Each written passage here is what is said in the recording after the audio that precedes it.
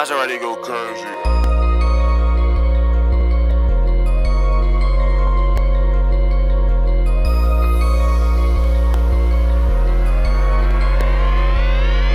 I gotta grind till there's nothing left. Every day I'ma make it, gotta give it my best. Feel like I'm running out of time now, a nigga stress. So I stack every dollar, gotta double the check. And my team, we going hard, so watch me finesse. I chase a bag, ain't no time to rest. I can't stop till I got my name on it. I'm going until I get everything I want. I want a big house with a backyard with the pool in it. And a fish tank in my big house, so if we got beef, we throwing food in. I need a big car with some nice rims with the roof lit, so I can do the dash, then swerve, bitch, I went to school with. Another house up on the hill, so my mama be straight. A couple acres of that land, so my siblings could play. And if my daddy acting right, I put food on his plate. So when I finally get that chance, I'ma do what it take.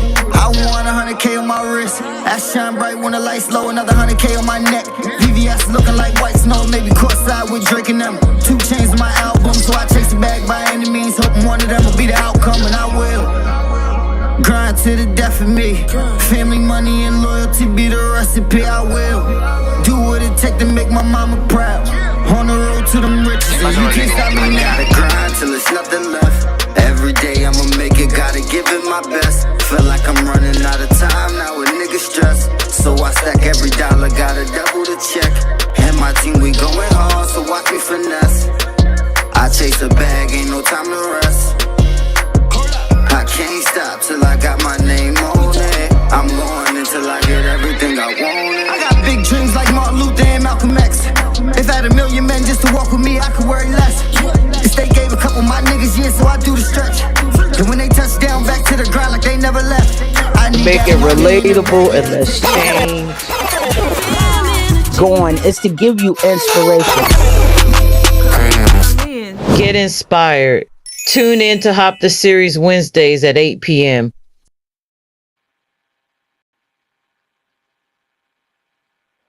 Hello. Welcome to this week's edition of Uphill Battle. Hopefully everybody's had a good week. A lot of interesting things have taken place throughout the week in politics and in the world in general. Where we're going to discuss the key points of this week's primaries throughout the country, especially the fallout of 3 DSA candidates winning in New York, and discuss the upcoming primaries on Tuesday, which another DSA candidate will be running in Colorado to dethrone to dethrone an incumbent who first took office when the DSA candidate was born the same year they first took office in 1997. Another display on how politics has become generational and out of touch. And when your opponent took office the year that you were born, and that was 30 years ago, how do they actually still have the pulse of the electorate of today? But I digress. How you doing this week, son? Shoot, great. Like you said, there was a lot of fun and exciting stuff going on this year or this week around politics, specifically in New York City. I live in New York City, so it's been really, interesting to get the commentary and actually, I live and work in 2 of the districts that we're going to talk about today. So it's going to be really, really fun to get to it. Well, let's start off right there. Let's start. I mean, everything. I often say, we always say politics are local. You always start with local politics, and then it actually branches off.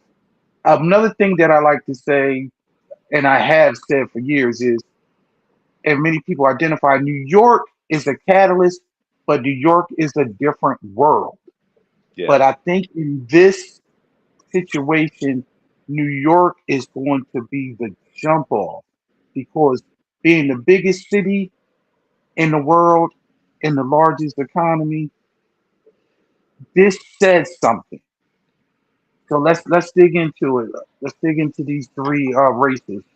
Actually, Yeah. if you want to be technical, it was eight races because a lot of people are leaving the fact that five state representatives also got won their Yeah. primaries that were but were also endorsed by Mayor Madani. So let's get into it.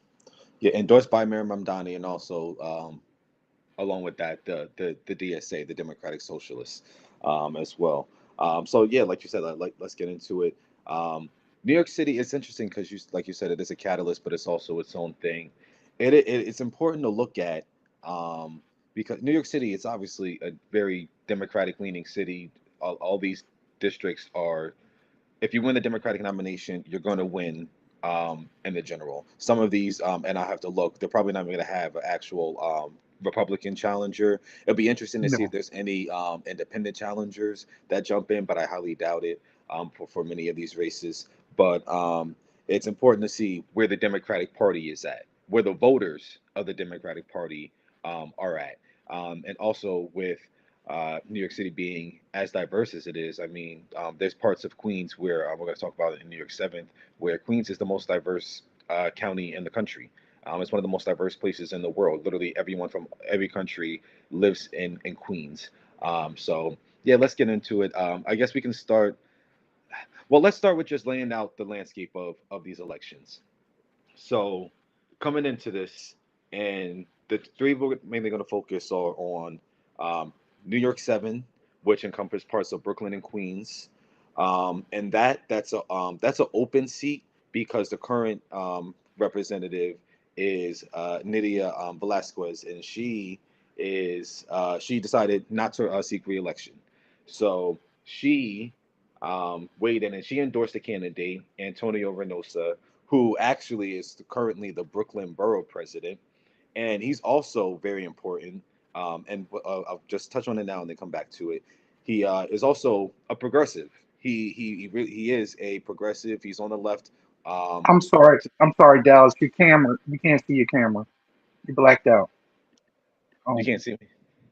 no, Hold on. Hold on. What about now? no, you still black. You want to step out and come back in? Hold on. Yeah, yeah. Go ahead. I'll do Yeah, that. let's step Hold out and come back in. It's just a black box. About what it I'll filibuster for a second, but yeah, Reynoso, who was the Brooklyn Borough still you still blacked out. It's not picking up your camera. It, maybe it's not face fronting. I don't know. on. Dang. Hold on. Let me see. Let me get this. Yeah, it was real interesting because Velasquez had is retiring, but she actually put all her weight behind the Brooklyn Borough president, who Dallas was saying it was a progressive. Um, but I think what we really need to do in the future. Yeah, I see you now. I think what we I was talking about how like Reynoso was a progressive. Yeah. These labels, a lot of time I think people don't understand the label, and you can be a lot of times people say they're liberal and they think that that's a progressive, but it's levels to this, Yeah. and that's why we're as though the centrist, which is a moderate, and then it's the DSA, which is the Socialist Party, um, but they're democratic socialists. Hmm. When somebody says they're a democratic socialist, that still means in most being they want socialism to work with capitalism side by side, but to an extent where as though they want democratic elections, and they're looking for more power or to the people. Hmm. But go ahead, finish what you were saying. That we down that we can see you. Yeah.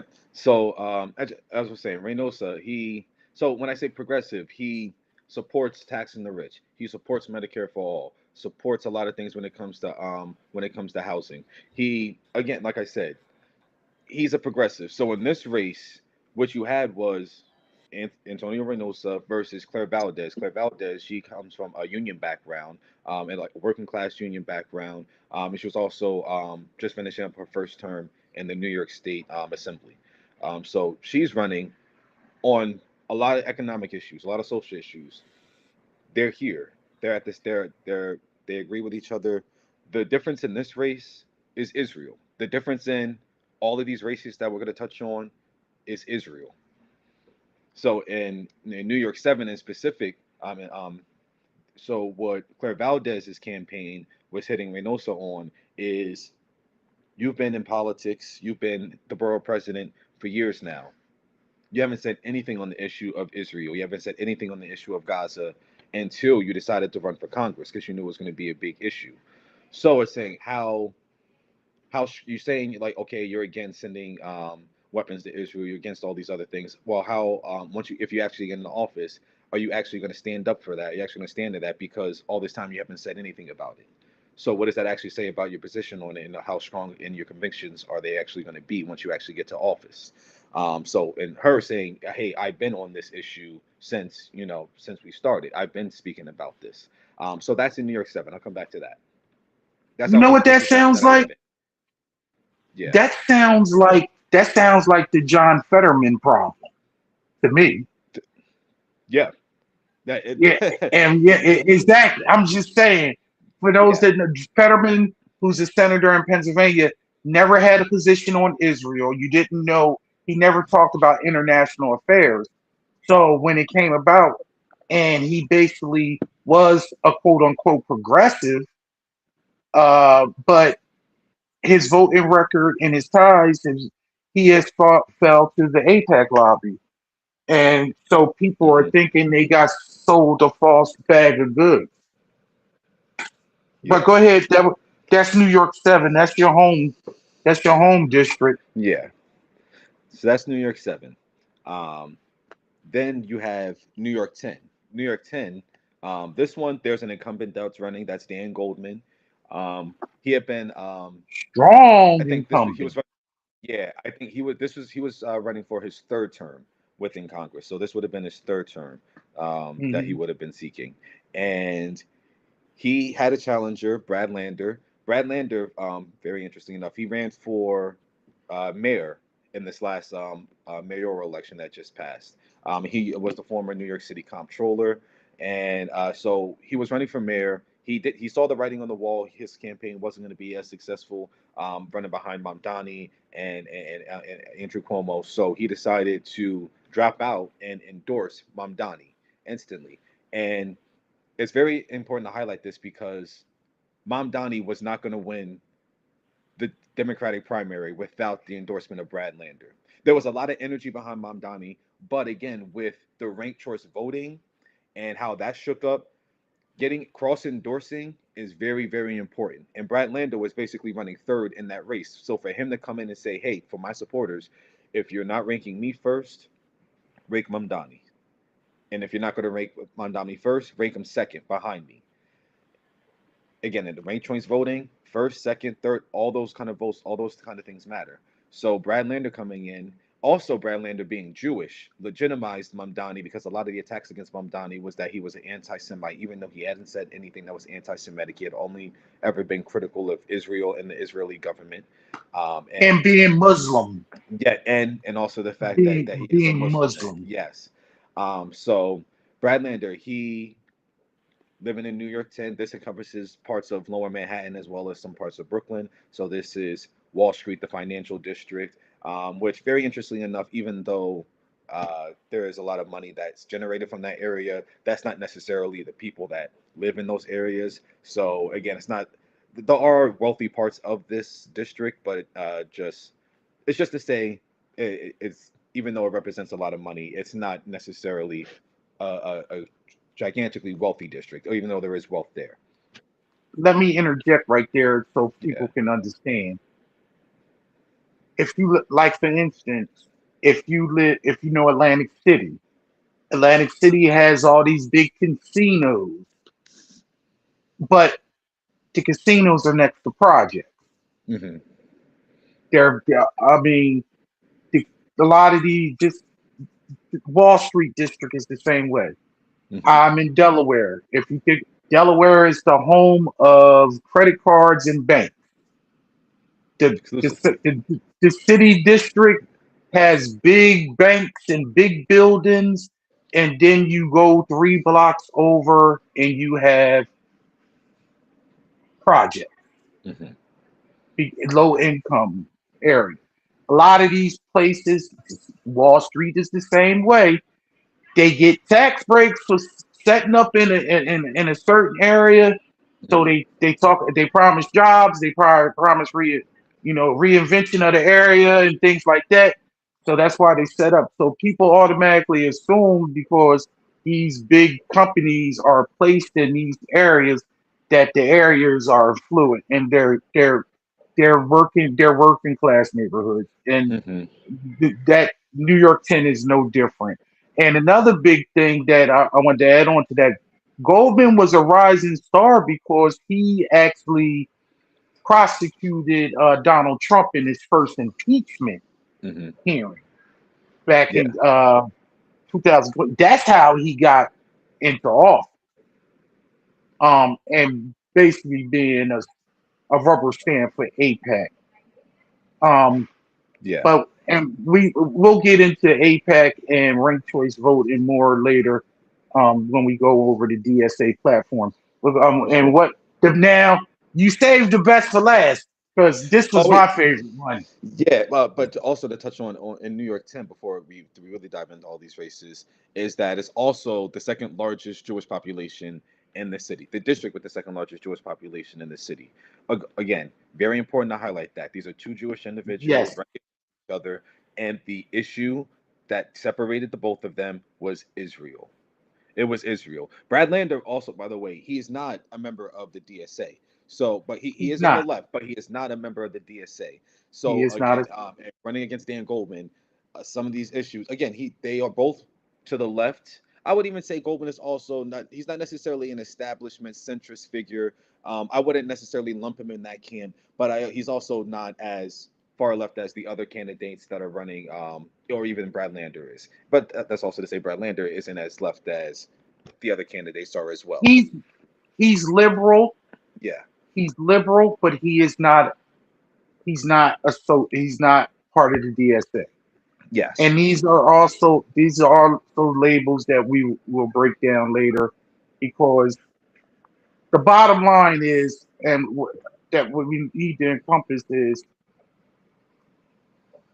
no matter how you identify, you should always, especially if you are black Hmm. and and and you are marginalized, you should identify with the candidate's policy. Do not go by whatever label that is being put forth in front of them, because the fact that we only have a two-party system is it gets very convoluted, to where as though people stand for different things, but they, in order to get to the mainstream and to get on um, a large enough platform with the balloting, you have to Hmm. belong to one of the political parties.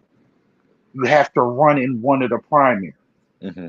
So, but we'll get into that, the whole dismantling of the Democratic Party and how everything is falling apart, and they're running around with their hair on fire because these quote unquote socialists have won some national primaries, Yeah, of course. and that opens up the leeway to my favorite candidate Yeah. in New York Seven. In New York 13. And I'm this race, 13. I'm sorry, yeah, 13. and this race, um, so you had an incumbent. This is again not an open seat, so this one there was an incumbent who was running for re-election, and Adriano Espaillat, and he was 5-term incumbent, so he was running for a 6th term. He had been in the House for going on 10 years at this point. Also interesting enough to wanted to point out, he is the first Dominican, what was it? The first Dominican born person to serve within the United States Congress. Also, and he has a very interesting story. Also a very uplifting story. If you go look at his background, he came to this country. He was undocumented. He ended up getting his documentation and stuff, and now he ascended to become a he's been in politics for 30 years. He's been in the House for almost 10, but he's been within local politics for about 30 years. He was replacing a political powerhouse who also replaced the political powerhouse. So we're talking about storied legacies of people of men who are representing this district up in New And York he 13. owns the Bronx, basically. Yes. So New He York owns 13, the Bronx. it is all of Upper Manhattan. So this is Columbia, this is Harlem, this is Washington Heights, and it's also parts of the Lower Bronx around like Yankee Stadium and everything. So these are the areas that encompass the district. He had a challenger to his left. She's a public defender. She's a PhD student at some of the CUNY schools. So this is local schools, and she is a political organizer. Her name is Dereliza Avila Chevalier, and she, Beautiful name. Beautiful name. yeah, she very and again, like I said, we'll get into this race. I kind of just want to preview these, but in this race, she was out of all of these 3 races that we're talking about. This was the one that was like, ooh, like we'll have to see. This was the most uphill battle that Yeah. was fought with the DSA, with the candidate, with Zoran, and they end up coming out on top. So just wanted to highlight these for you. One more thing before we really dive into these things. So in all of these races, Zoran Mamdani, Democratic Socialist Mayor of New York City, he came in and endorsed Claire Valdez, Brad Lander, and Dara Lisa. These completely kind of bucked the system for a couple of reasons. So one, and let me start with this one first. It was in the news, and I think I might even touched on it on a show previously before. But Hakeem Jeffries, he's from New York City in Brooklyn. Shio Say, he's a is he New York City Council member. Yes. He had basically was flirting with the idea of running to challenge Hakeem Jeffries. Yes. Zoran Mamdani, again, the newly at this point he's coming off of, I think it was just a primary win. Decided said no, we shouldn't have someone primary Hakeem Jeffries. The way that the DSA works is it's a democratic system. So it's not just like Zoran said, even though he did have the power, as you know, he had just won the primary and everything, he did have the power to basically say, like, oh, you know, if you shouldn't do it, maybe that shouldn't happen. But he went to the DSA and he lobbied against the DSA, and the DSA, the members, the board, they voted not to basically endorse a primary challenge against Hakeem Jeffries. So there was a little bit of consternation amongst this specific part of the Democratic Party, the more further left socialist part of the Democratic Party, on where exactly Zoran was going to be. Is it like, okay, well, now I have this power, now I need to, play nicely with the Democratic establishment, or should I just completely just come in and try to continue to take over the Democratic Party through some other seats? And that's basically what he's doing. So he wanted to play nice with Hakeem Jeffries, but for some other incumbents and for other people within the party, it was just free game. AOC, on the other hand, she didn't endorse in any of these elections. She endorsed all of the all of the state legislative candidates, but she failed to come in on any of the congressional candidates because, again, she didn't want to tinkle with that part of the party. So we're talking about 2 people who are heads of this part of the party who are going about their swinging their electoral weight around differently. So specifically in the New York 13 race, Adriano Espaillat in the mayoral primary last year, he endorsed Andrew Cuomo. It wasn't until after Zoran Mamdani won the primary that Adriano Espaillat decided to come in and be behind Mamdani in the general election, even though Cuomo again ran in the general election as well. But with that endorsement in the general election, came with a little backroom deal that, hey, if I endorse you now, don't endorse a primary challenge against me should it come up, because he already felt the pressure and that something was going to happen there. So then comes around time, Dara Lisa decides she's going to run for office. Zoran, after a couple of months, comes in and, hey, I'm gonna stab SBI in the back. Dara Lisa is going to be the one to get my agenda done in Congress. So comes and endorses her. So very important to highlight that in these races. Also, something I touched on with Antonio Reynoso in New York 7, he was supported by the Working Families Party. With this race also comes down to, as I said, was Israel. It's also the DSA versus the Working Families Party. Again, these are two left organizations, left parties with very similar policy goals in mind. It's very similar. I mean, like on it, like very, very similar. So for I some of these support a races to lot of shake, working families candidates. I actually, yeah, yes, yeah. yeah, I do. So it's very interesting to see just how much these race or just how these races end up shaking out. So just to get into it, so we can start right here in New York 7. Again, this is the district where I live. Claire Valdez, she beat Antonio Reynosa by over 20 points. It wasn't close at all. And again, he is coming off of an endorsement by the current sitting congresswoman. He is the current borough president for many parts of this district that the neighborhoods that encompass this district, and he lost to someone who was, again, only a she was this is a first term within the state house. So she is new to politics, and she completely just washed him out of the water. Again, it wasn't even close, and what that comes down to again was just this issue of Israel.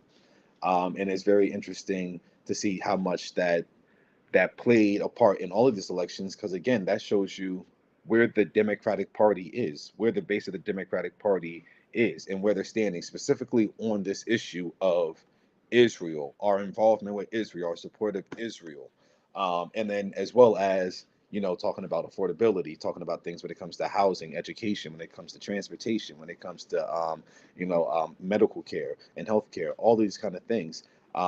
It just highlighted a very it's very as I said, and I'll hand it over to you before we get into some of these other races.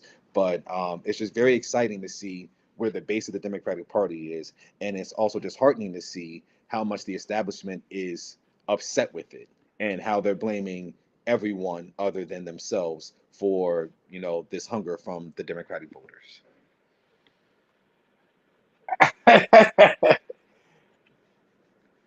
Son, the craziest thing is my position has always been where the voters are coming around to.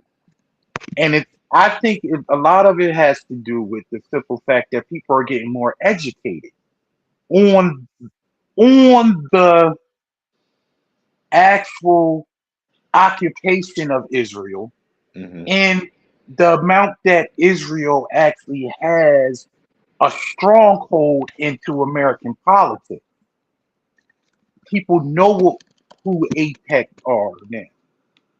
People know that billions of dollars from many states, many red and blue states, they own Israeli bonds. The country is propped up by America and propped up by the taxpayers of America. Many Americans didn't know this and didn't have a concept and don't care, didn't care.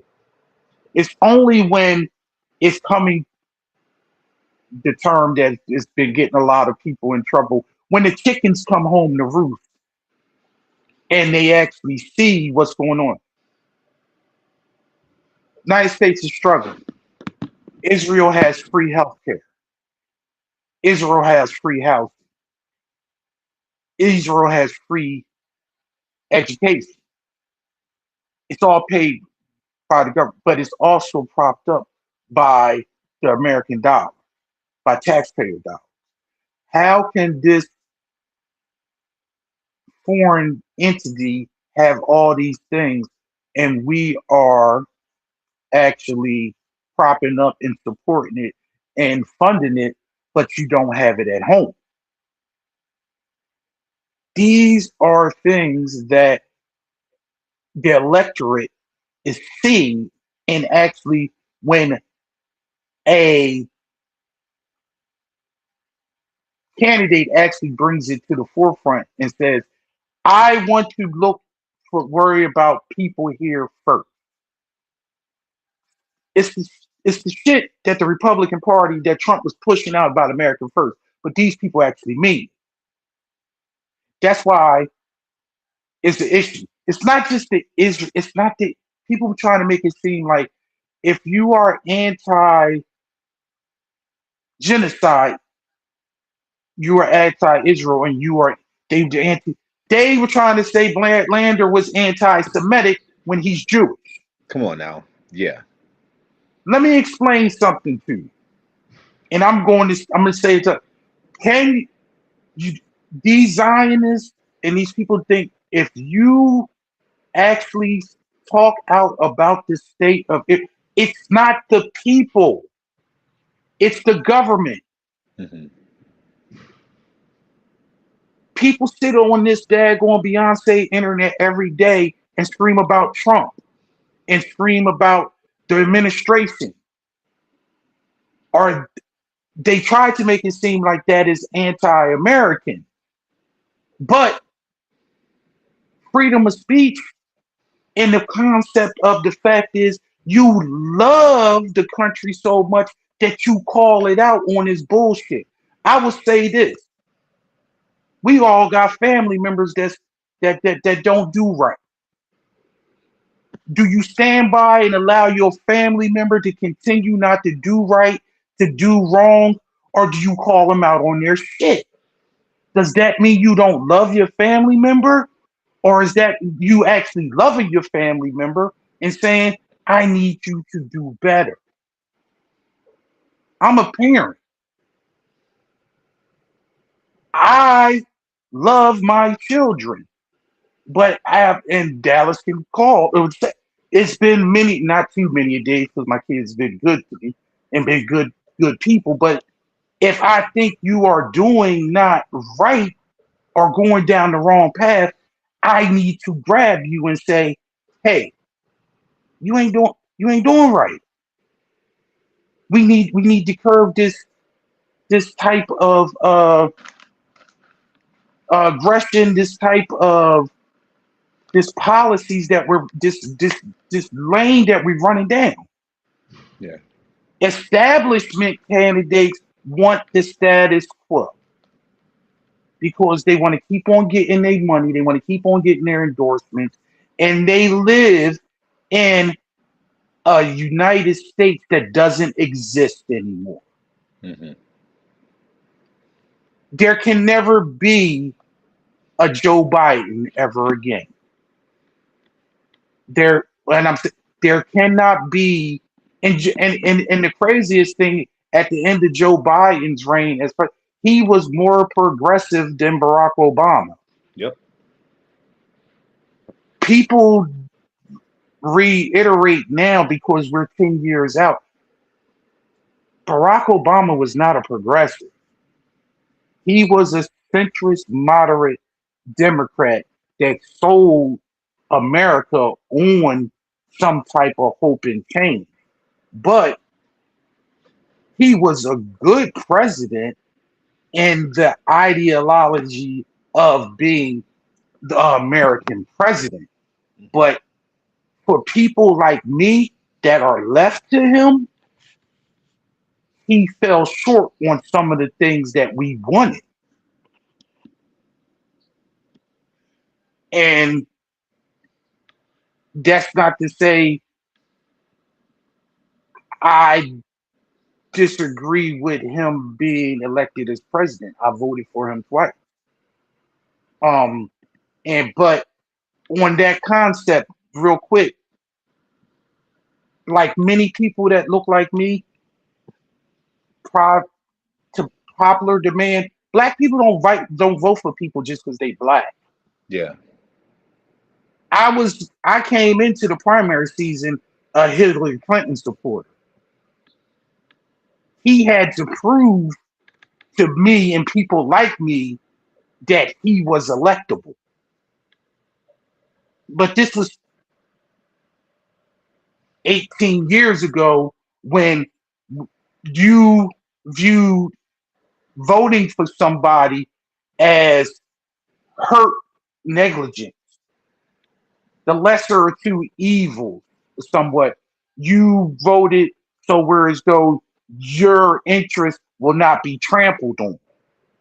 It's a good voting strategy, but it's not. It was never about he's the, not for me and not for black people that actually are politically savvy. You don't just automatically vote for the black person, and they actually use that against some uneducated voters, especially when a black person is a Republican. If you Hmm. ever, if you ever, and I've said this plenty of times on other, if a black person is on a Republican ticket, they never when they put their picture and their yard signs, they never put the party that they're in. They just put their picture Hmm. and their name because they know vehemently.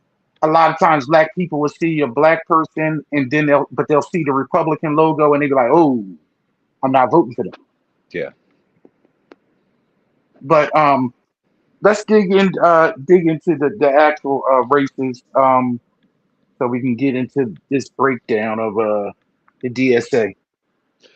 Yeah, so that's so in New York 7, like I said, Claire Valdez, she beat Reynosa by over 20 points. In New York 10, Brad Lander, he beat Dan Goldman by well over 30 points. Again, this Was it was 30? Yeah. yeah, this wasn't close. This was like I think it was the second largest incumbent loss in the primary. I think only Liz Cheney when she ran for re-election back in was it 2022 in Wyoming, and she lost re-election. I think this is the second largest and the largest since then. So yeah, Brad Lander completely washed Dan Goldman out of the water. And again, the issue in this race specifically was Israel. Like that is the only difference. Again, Dan Goldman, on a lot of these issues, he's not again, like I said, not necessarily a centrist establishment type of the Democratic Party. However, on the issue of Israel specifically, hey, he has came out like staunchly against protesters, Yeah. in support of arming Israel, in support of refusing to call it a genocide. All of those things. It culminated with it's been in the news. It was sometime last week. He had went to a cafe in Brooklyn with his daughter, and only after finding out, like later that day, that he was a sitting member of Congress who was so pro-Israel, um, the owner of the cafe decided to refund him his order and said like he's not welcome to come back, ever again. And that's just to say that's where his district is at. That's where a lot of the people in this district are at. Again, this is also a very heavily Really Jewish Jewish district. district. Jewish He is district. not allowed to get Yes. coffee in his Yes. home district coffee shop. Yes. That is Vehemently. huge. Yes, that should send a message to the Democratic Party on clearly whatever was allowed 2 years ago, 4 years ago, whatever your stance on Israel cannot be what it was before. And if you are someone who has not only just championed this or supported it, but just said nothing or allowed it to go, even that, playing the fence, being silent on it, that's not enough anymore. That's not enough anymore. So very important and interesting turnout in New York 10, and then man, and up in Harlem and New York 13. That race, it was decided by a little over 2,000 votes, but Daria really Xavier, she topped Adriana Espiat and she won. He did concede the race, and it's very interesting. I had texted you that day as soon as I work up in Harlem and I was coming out of the train. He was right outside of my train station passing Right. out mailers and stuff like that. And the only reason I didn't say anything to him, and I get on why I wanted to say something to him, the only reason I didn't is because honestly, he was just around. He had some older black ladies that were passing out like mailers and stuff, and I didn't want to get anything with them, that early in the morning. I was on my way to work, but him and his campaign, or even just like his donors and his backers, they've been running some really bad hit pieces Yes. on Lisa about her. She's a Haitian Muslim. She's Haitian Muslim and Dominican, basically. Yes. She She's New York, yeah, is what exactly. she is. Yes, she's She's been New mixed up with a York. whole bunch of different things, and they were She's New York. using, and his supporters and some of the in the attack ads against her, they were basically using the term Haitian as a slur against her, like, oh, she's Haitian, she's a Haitian, something like that, and What they he use in the was Republican Party. ex- exactly, and it was just very nasty attacks, also framing her as anti-Semitic. Also, let me just for people that don't Roll know, it back. the Roll it part of back. the part of this district, or these districts, this is Harlem, Washington Heights, the Bronx. This is In Upper Black and Brown Manhattan. Yes, of it Upper is. Manhattan. So this is Hispanic. So you have Dominican, Haitian, Puerto Rican, Black. You have Asian. You have literally everyone, but it's very heavily Hispanic and it's also heavily Black. There has been less. The Black population has been dwindling in years. That's a lot to do with the cost of living in the city as a whole, but specifically within these parts of Upper Manhattan. But still, that's this district. So you going And around it's using it's a it's a heavy Muslim population in those as areas well. also. Yes. So you using these things as slurs, her being a Muslim, her being hate, you using them as slurs or like things to derail her, or even using the trope and saying that she's anti-Semitic for some of the things that she has said. They also came after her for she sent out a tweet that was like "fuck Kamala Harris," which she has Years since ago, had, which was yet during the it was during the presidential election, yeah, a couple of years ago, and she has since backtracked on some of those statements, but the sentiment is something that's shared by a lot of people within the Democratic Party. It's part of the reason why Kamala Harris is not currently the president of the United States. And even if it's not as broad as fuck Kamala Harris, but it's fuck Kamala Harris from what she said for multiple reasons, for policy reasons. One of them was on when she was the sitting vice president, her administration was part of starting this conflict, and giving these arms to Israel, in their crusade against Hamas, which actually turned out to be just all of Palestine, and then which has now turned into Lebanon and other parts of the in Iran. But anyways, to interject on that, yeah. but she also stated, just like I had stated, she still voted for Kamala Harris. So yes, very important. This Yes. is the issue that many people don't actually see. There's infighting in the party. The reason why it's infighting is to lend a voice and try to move candidates to a particular policy. Many times, at the end of the day, when it comes to going to the ballot box, you disagree with one, two, three, maybe one or two things, but you still course correct and you pull the lever for that particular candidate. Everybody is not a one issue voter, Mhm.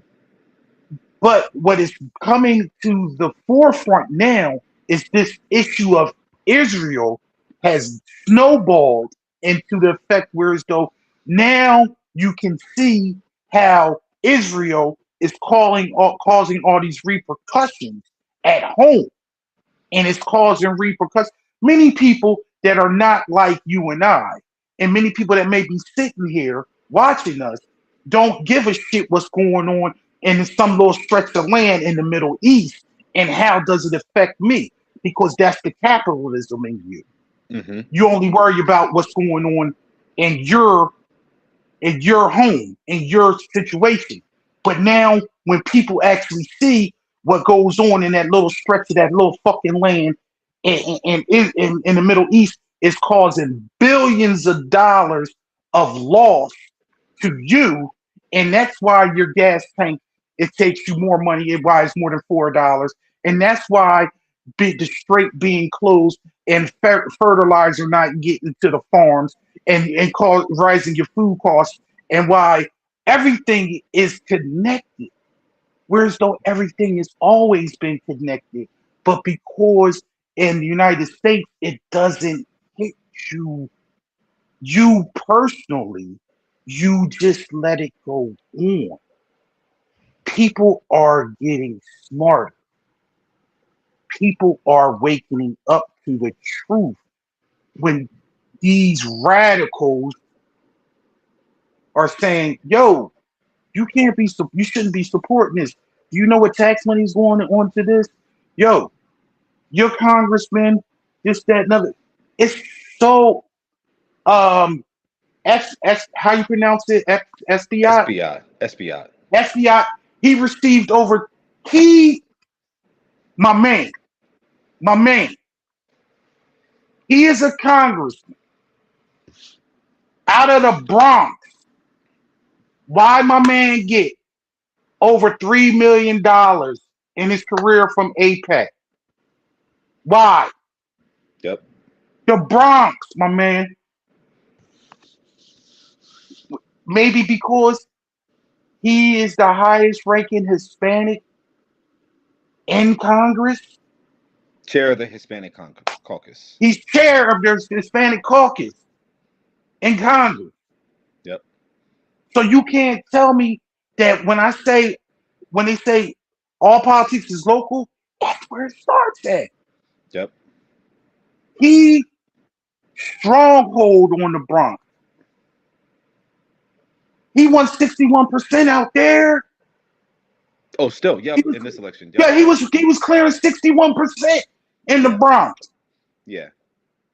But when I seen an interview with him, they were asking about different policies. He said this, and he wouldn't go talk to your candidate about that. Go Yeah. talk to your candidate about that. And he was Yeah. like, so he dodged the APEC then. He's like, this is what you do. He handed first of all, and don't get me wrong, this motherfucker got on $10,000 suit. He If you looked see, good as shit. it's the He first thing looked I good. noticed. It's the first thing I'm I like, noticed coming out of the yo, police station. and Yep. he looked it. I'm like, yo, he looking sharp at this. That. But you know what? And I don't know his politics, and I don't know, but he just gave off to me like, oh, I don't trust you. I don't trust you, man, because Yeah. he just looked at, he looked like money. Yeah. Yeah. Like And to wow, that, like whoa. yeah. And to that point, the reason why it was, and it's funny because even I had I had a feeling of it was during it was even before Zoran had announced it. Just once I found out who SBI was and looking into him and again taking money from APAC where he got his money from and then just learning more about the district. Again, like I said, I work up in Harlem, so just learning more about the area and the district and stuff. It just didn't make any sense. So it was very clear why the DSA saw that this district and this He was specific incumbent vulnerable. was He was vulnerable vulnerable. for a challenge Yes. because not only has he been taking money from APAC, not only is he just a centrist Democrat, but also he collects a lot of his money. Is his number one donor from the real estate lobby, from real estate corporations and agencies, Hmm. and that's important to point out. Landlords. That's important to point out because two things. One, New York 13 is one of the poorest congressional districts in the country. It has one of the highest rate of poverty in the country, and also 88% of voters and people that reside in the district are renters. So people who are, again, unable to afford their own home and they are renting, so they are subject to the unaffordability crisis.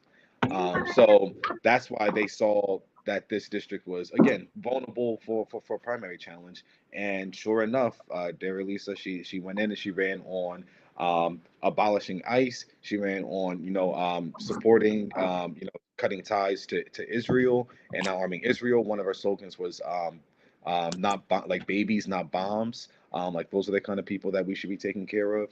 And again, like I said, she faced a lot of attacks throughout this campaign. Again, they were using Haitian as a slur. They were coming after her for her quote unquote lack of support for Kamala Harris, even though, as you mentioned, as she had mentioned, they're voting for her anyway.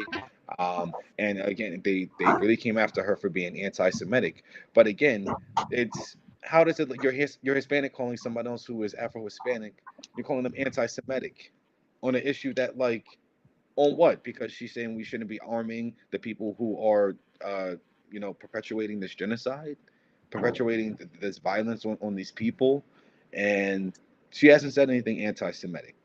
And that's the biggest problem with a lot of these things. The attacks that you were able to say coming out of October 7th from a couple of years ago, maybe even all the way up to like a year ago, where you can just dismiss some of these people as, oh, say anti-Semitic. That doesn't work anymore because people are waking up to what's actually going on.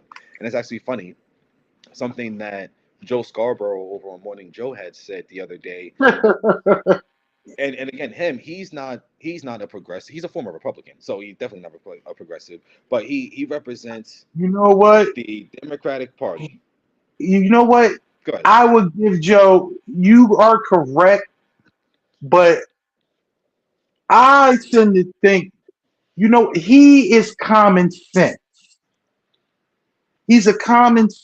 He is an old Republican, whereas though he was the Republican that you could actually sit down And have a and talk conversation to with. Yeah. and negotiate. Y'all could have differences, but it would be on policy. He was a Republican that it wasn't. He didn't use the troops, and he's from Alabama, Yeah. but he's more progressive than some establishment Dems that I know of. To be honest, Okay, you can say and that. for, Yeah. only he's been on MS. It's one Yeah. reason he's been able to stay on MSNBC for 20 years. He and in many cases he is more left in his own wife on certain things that I see. I have. Yeah. I have seen that as well. But And I say she's that supposedly the yeah. Democrat. Yeah. I say that to point out that he, especially for his audience, because again, a lot of Democrats, a lot of people who was liberal people, they watch and MSNBC, which is now MS Now. But MSN yeah. or we like to call the channel formerly known as MSNBC. Exactly.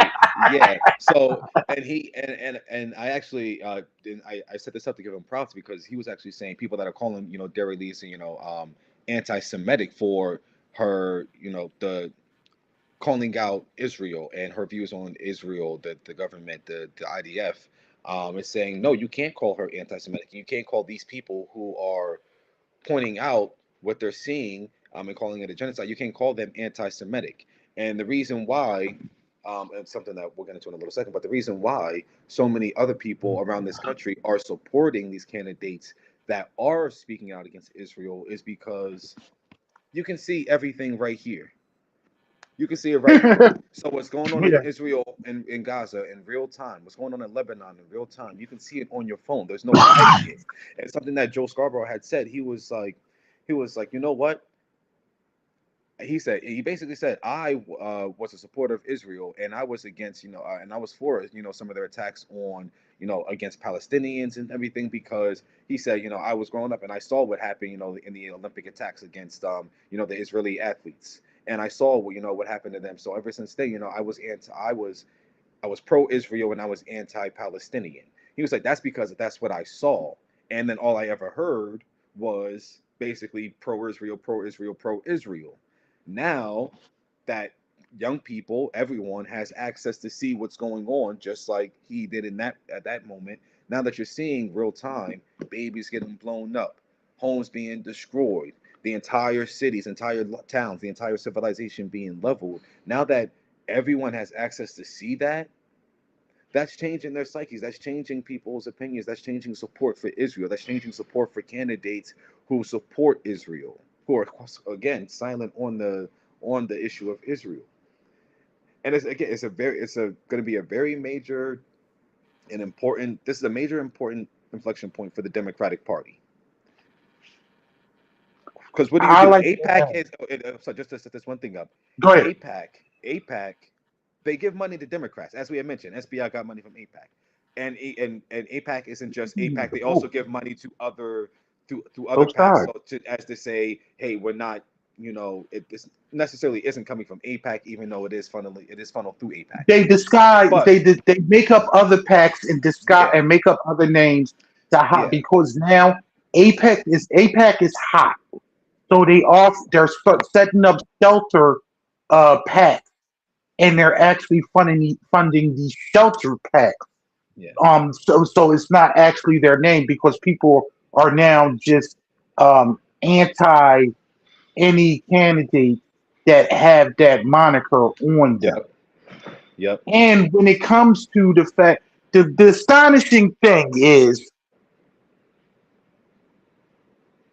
they're owned. These candidates are owned. Yep. When former President Barack Obama was doing an interview, someone asked about what about APEC?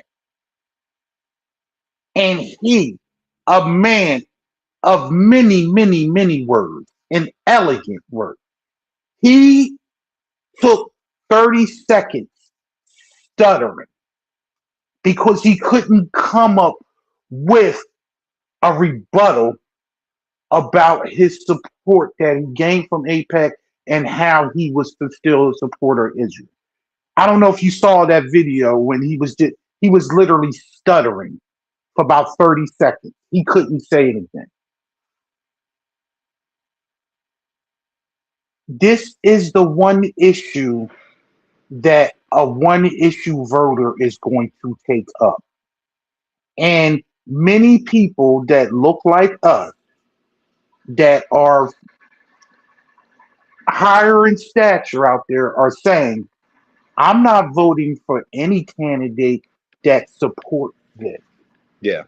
at all. It's going to be a reckoning. It's going to be a reckoning this November because many people are fed up across party line Hmm. with the Israel situation. Point blank. Point blank. Hmm. And like you said, it's just because it affects, and people are starting to see it affects Your every part everyday life. of your life.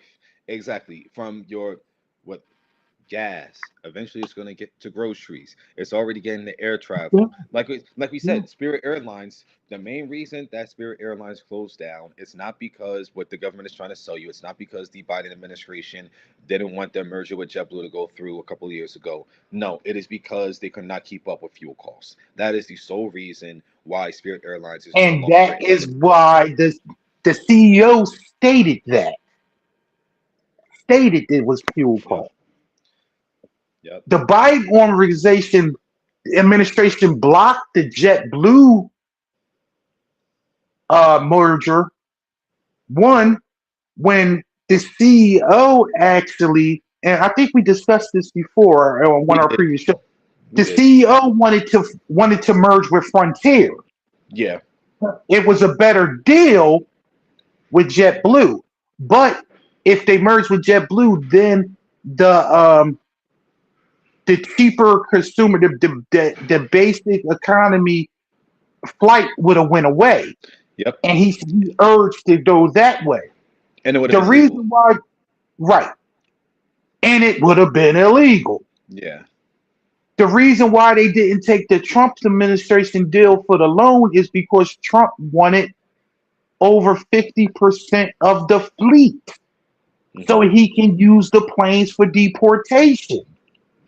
The American government wanted to take over 50% of Spirit's air fleet, which the CEO said, what? I can get $200,000 a plane. Yeah. Why would I give at least $200,000 to $250,000? I can liquefy this thing, and the shareholders and everybody will be better off than Yeah. just taking this loan to and then give away 50% of our fleet. Yep. Capitalism is a motherfucker. And when y'all actually start realizing capitalism for y'all religious people is actually really the devil, because the, the only the strong can survive type thing and pull your stuff up by your bootstraps. What if you don't got boots? Yep. let's move on. I'm sorry. Yeah, Where we at? no, that's crazy. But yeah, so up in New York 13, as I said, Daria Lisa, she pulled it off. And again, this was the closest race. So she only won by a little over 2,000 votes. But like I said, highly contested. But she was able to pull it out. And as I mentioned, it's just this is the direction the Democratic Party should be going, because this is the direction the voters are telling you that they want to go. And even though these are resounding victories and almost every metric for these three candidates, and as well as to go on with the House candidate, the state House candidates as well. Um, Five, five state the representatives in yes, the state. Were they the all DSA back? this they The for five the most, I state believe all of representatives. I believe they were all DSA backed, and I believe they were also all DSA members as well. But I would have to go check in and look at all of them, but I'm almost positive that's right. Um, but the response from the Democratic Party, the establishment wing of the Democratic Party, it has been it's been it's loser mentality basically, and Yes. it just kind of goes to show you that these people, they're not, even though they say, oh, vote blue no matter who, is that's only when they only say that to the progressive left, the more liberal wing of the party, when it's time to get in line and vote for the centrist establishment candidate. That's what they say. It's not for just whoever the nominee is, because if that was the case, then Andrew Cuomo wouldn't have ran against Zoran Mamdani, because he wouldn't have had the support to do that, because Zoran was the Democratic candidate. And unfortunately, what you're now seeing isn't a welcoming of these new nominees into the party. They're not saying, the establishment at large isn't, trying to support them. You had the former chair of the Democratic National Convention, Jamie Harrison, might I add you, who honestly only reached that profile because he lost to Lindsey Graham down in South Carolina. So he failed up to get that position. And it was just that it was a relatively close race. And I don't even think it was that close, actually. But it was just closer than I think other Democrats had ever been to challenging Lindsey Graham. And he had a lot of energy behind his campaign. But a story for another day. Anyway, he No, let's came story out. for now. So Okay. let's elaborate on that a little bit. Yeah. What happens in these parties? You get some little bit of energy behind you, and you actually come out and run a campaign and do better than what's expected. Hmm. A lot of times, what they say is a backroom deal. Hey, we know you probably going to lose. Let's go take this L for us. We're going to take care of you on the back end. And this was a take care of him on the back end situation. Many people, especially when they are, granted, to win in South Carolina, you probably have, they would say, like, this is not going to play this DSA thing. That they, but he made it the statement that if you hate Democrats, Yeah. why run for the party's nomination if you Yeah. hate Democrats so much? I have it right here. If I can, I'll say. Go ahead, He say it. said, I say this with no ill will or animosity. If you hate the Which Democratic means I got Party, ill will and yes, animosity. exactly. If you hate the Democratic Party, then please don't run for our nomination. Don't use our resources. Don't rely on our volunteers. Don't use our infrastructure. Don't ask Democrats to invest their time, money, energy in your campaign. Focus on building the party you actually support. Political parties aren't perfect, but they're built by millions of people who knock doors, make calls, organize meetings, and fight the values they believe in. If you don't believe in the party, then don't ask its members to carry you across the finish line. And before I let you go back in, it's crazy because he's saying this into response. He's saying this in response to these candidates Tell him, winning tell him, Democratic primaries. So these are Democratic voters. So the party is telling you, we want these people, we want these policies in our party. So to say something like, don't use our infrastructure or don't use our volunteers, these people, that's as you're saying the volunteers belong to you. You're saying their time, their no, energy, their focus belongs to you. They do yes, not. And that is the yes, problem with the Democratic Party, specifically people of color in the Democratic Party, where they think, oh, because you're black, because you're Hispanic, you're going to come. No, that is not the no, case. That is no. not the case. So and I'm glad that it's him that said it, because I'm glad. It is again, black position of authority, and he was the former head of the DNC. So him saying basically, yeah, we own the voters, we own the volunteers, we own the door knockers. Even if they're doing it for your campaign, they still belong to us. No, that is wrong. And what these races, the other races around the country have shown you is that the voters are ready for something new. They are ready for a different kind of politics, one that's more hostile and not as buddy buddy with the Republicans, with the status quo, with Israel, all these things. Go ahead. To add, you started, you set the fire, you lit the match. That's exactly where I was going. The fact of the matter is, what they failed to actually say by just it's just like when Joe Biden said, if black people don't vote for me, they are not black. Mm-hmm. The DSA has spent the last 10 years organizing.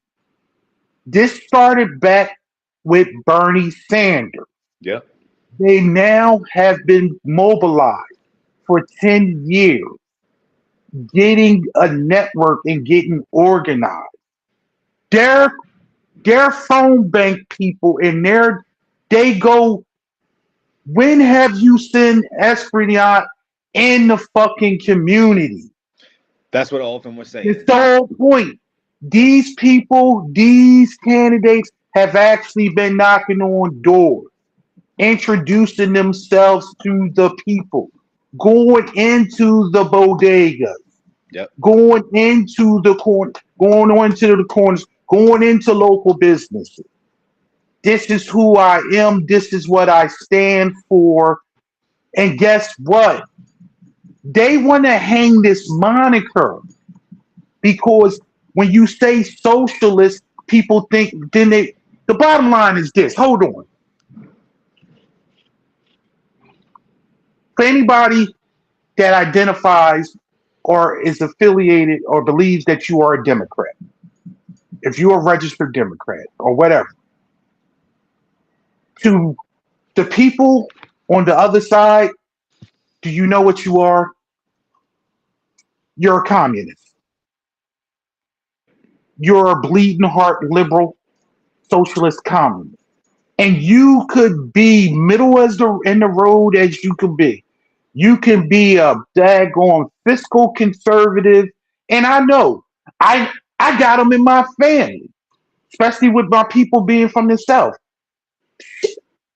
I would tell you that my mother, your grandmother, is pretty much a moderate conservative Democrat.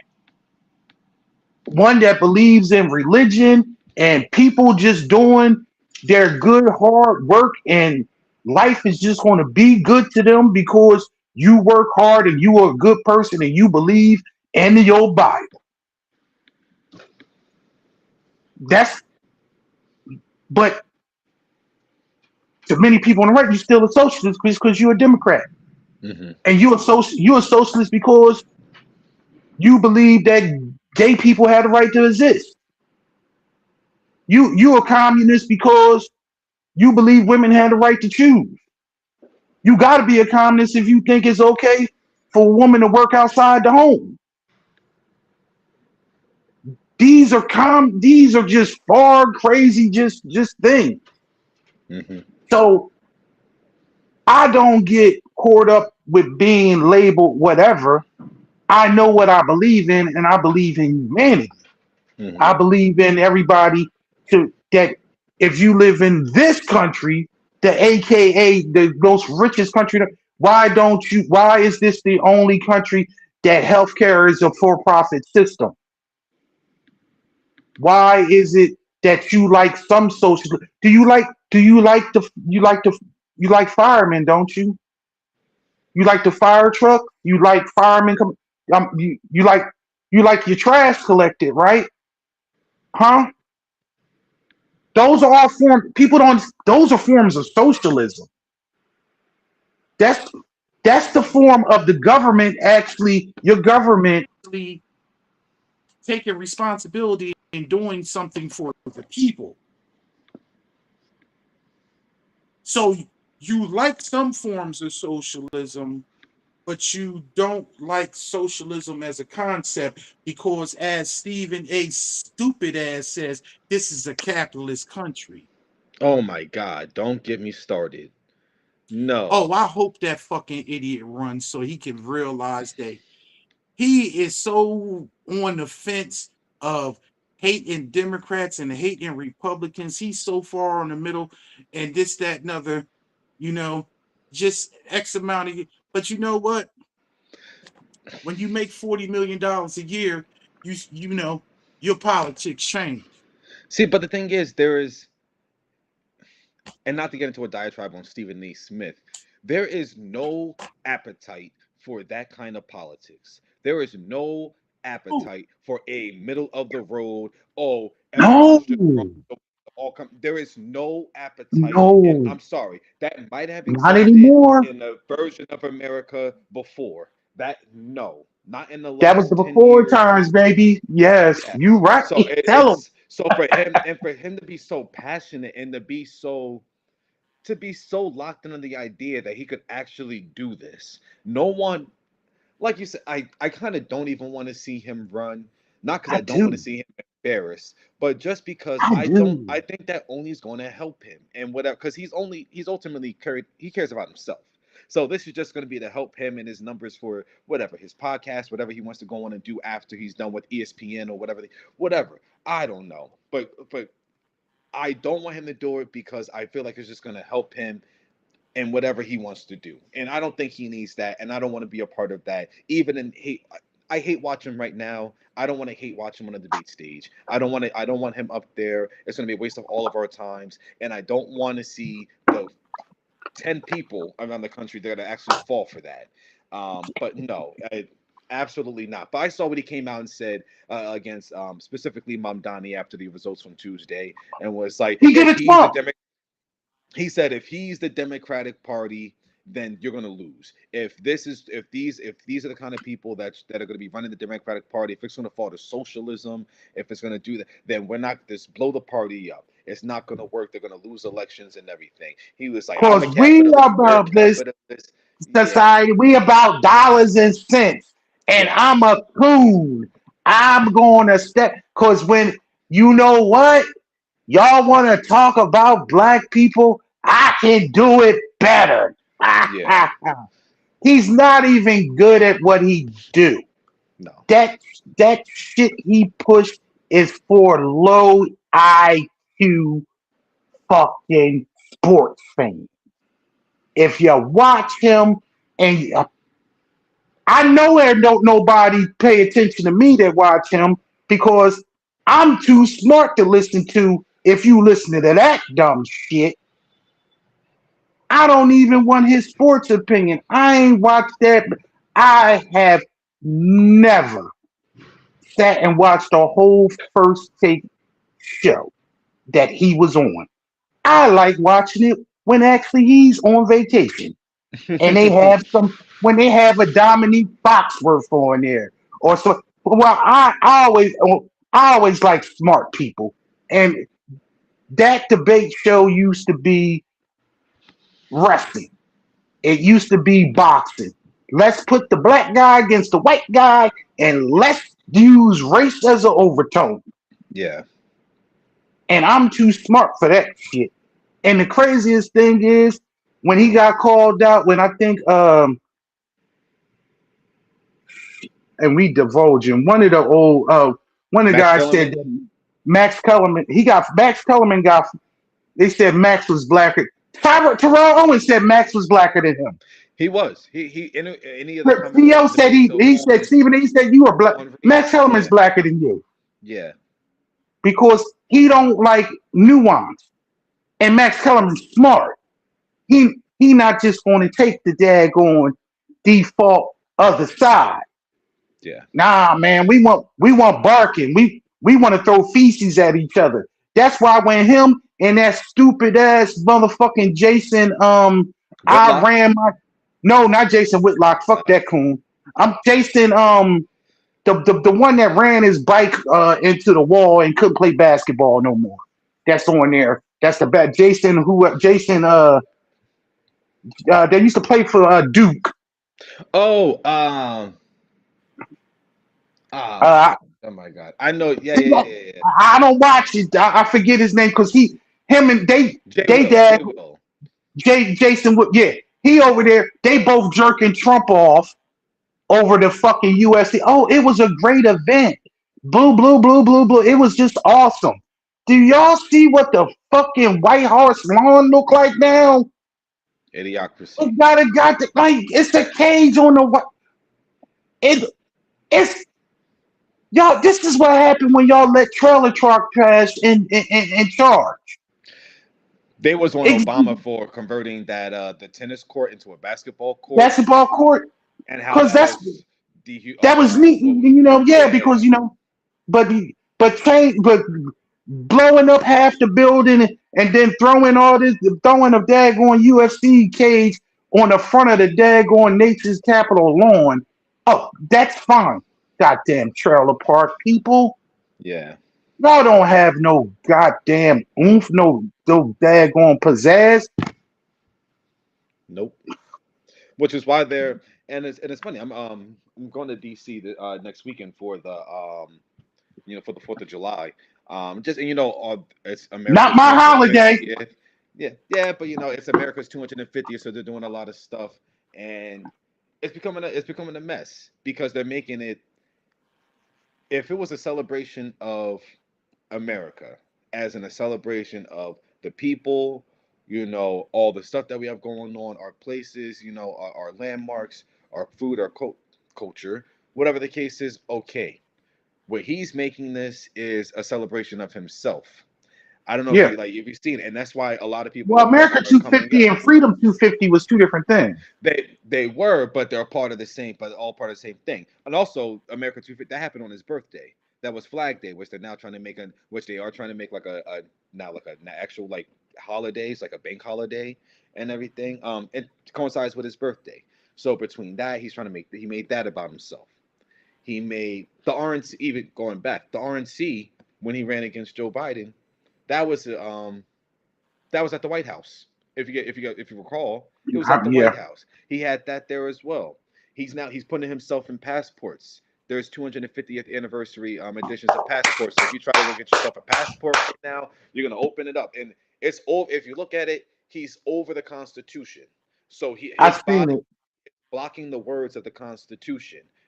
Isn't that crazy?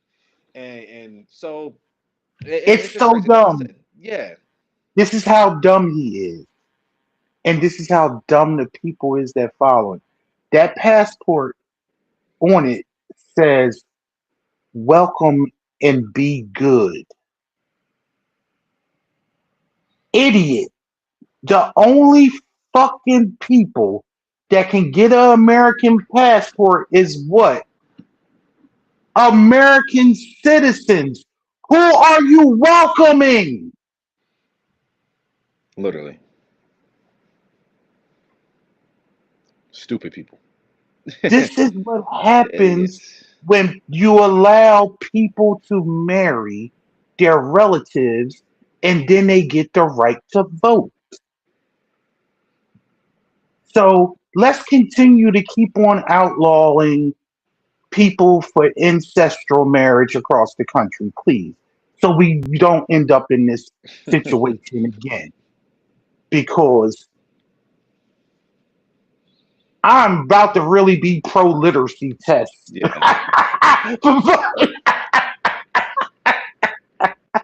I'm just joking. I'm just joking. But I'm not. Oh, but I'm joking. um the move away from New York. I mean, this is something that's happening that's going on all around across the country. They don't and the reason why well, wait a minute, stay in New York for a second. Um Tom Suozzi, one of your Yeah. US congressmen out of New York, there you saw this. The Yeah. next day after the primary on Wednesday, he got together with more of his establishment, It quote was unquote, centrist. It was 13 of them 13 to of them. sign on to some type of document to the It Can was a you look this pledge. up? It was It's a a pledge. pledge It was a to promise to America. promise to America to stand on their centrist values. And it said that I think that the quote is, "We are capitalists, not socialists." That's the main takeaway from that. It was, "We are capitalists, not Yes, socialists." we And again, there are. was 13 different. So it was, again, 13 Democrats also. So just the ones of note are Tom Swazi and then Josh Gottheimer from New Jersey. But yeah, it's just crazy. And again, this is coming off of Democratic wins. These are coming off of wins in Democratic primaries. So the party is telling you we want these candidates. So you coming out and saying that this is not what the Democratic Party is going to be. This is not what you want congressional Democrats to stand on. Okay, so you're just going to go against the wishes and the will of the Democratic voters. Who does that sound like? I thought we were the pro-democracy party. I thought you guys were in favor again of democracy and of people being able to vote and have a voice. They think they actually own. These are the people that won't admit that they lost the 2024 president election because they reached out to constituents that weren't going to vote for them. They are still lost in the fact. I understand if you reach out to an independents because there are independent voters out there. And but to reach out and to hold your hand with Liz Cheney and try to cipher Mm-mm. off some Republican votes instead of allowing your voting base that are a little farther to the left of you to have a say in the platform, to actually allow a Palestinian to speak at your national convention. Hmm. You are bought and paid for by corporations. One of the first things that Hakeem Jeffries did last year after Trump took office was go to Silicon Valley and go to the the tech corporation leaders and say that they still had a home in the Democratic Party, that they will still back legislation for them. I will say it now, I will say it again, and I will always say it. They are two heads of the same coin. Corporate Dems and Republic, there is no difference in the way that they govern except for socially. Economically, they will fuck you. They will fuck the working person and they will screw middle class people for the billionaires. Will they push will they push against LGBT rights and minorities and this? No. But I'm gonna tell you this one thing: they won't actually full heartedly protect those rights either. It happened here in Delaware with SB 100 that just got pushed down, and just last week or this week is the end of the session. Delaware put up a bill to actually make same-sex and interracial marriage part of their constitution. So no matter what, so to be fortified for life. And you may say, "What's the big deal?" or this, that, and other. But Delaware is a Democratic uh, state, so you don't have to worry about those rights being taken away. That's how they swing. It came down to a two-third. Of course, it goes to the Constitution. It had to be a two-thirds majority. They Democrats have a two-thirds majority, and it passed the Senate, and in the House, it fell by two votes because two Democrats voted against it. One of the Democrats voted against it because, and this is what they do. This is a Republican tactic, and I don't know if you know about this one, son. They'll equate same-sex marriage as any marriage.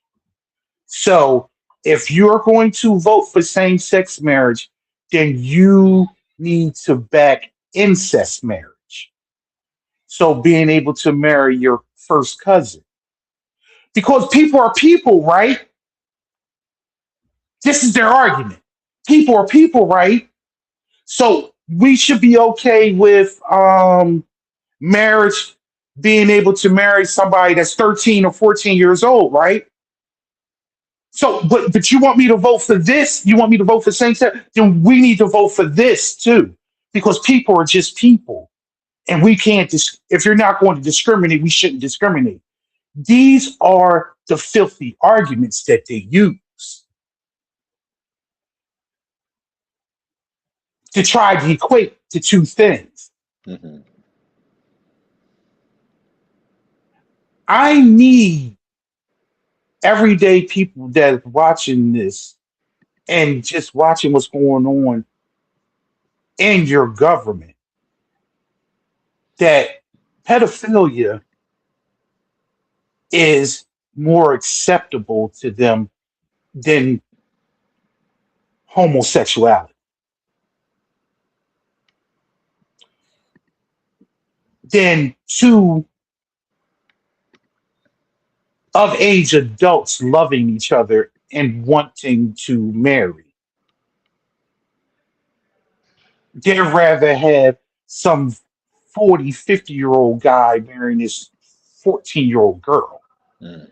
And what, or allowing Bobby Joe and Tammy Sue, who share their parents or siblings, marry. That's what they're equating it to too. And that's how some bills get burnt. I'm trying to figure out why did they put the interracial component on with the same sex? Because that looks kind of like fucking with somebody's racist bias to me. Yeah. Yeah, no, that's interesting. It's interesting is Not what the ends, yeah, especially ends, and you wouldn't. I don't know. they're hand in hand. It was same sex and interracial marriage together.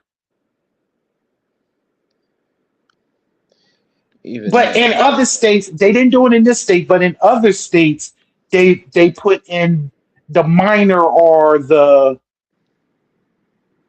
ancestral marriage piece into it, marrying your cousin piece into this same sex marriage.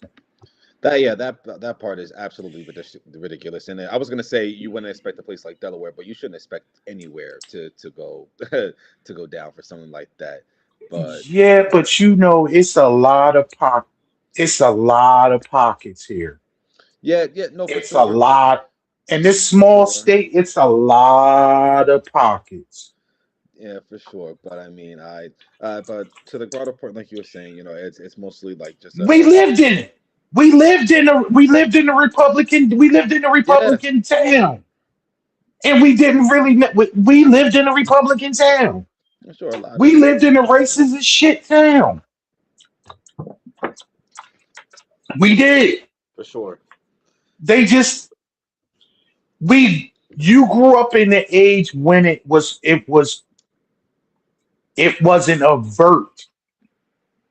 But soon as Trump came to prominence and You saw it. you was about to graduate high school and Trump came to prominence and you seen all them fucking Trump and Confederate flags all around town Yep. popped up popped up because the trailer park had energy.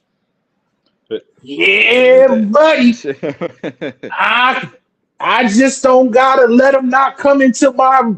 You just knew you couldn't go into the Irish pub. You just knew you couldn't go in the Bridgeway Diner.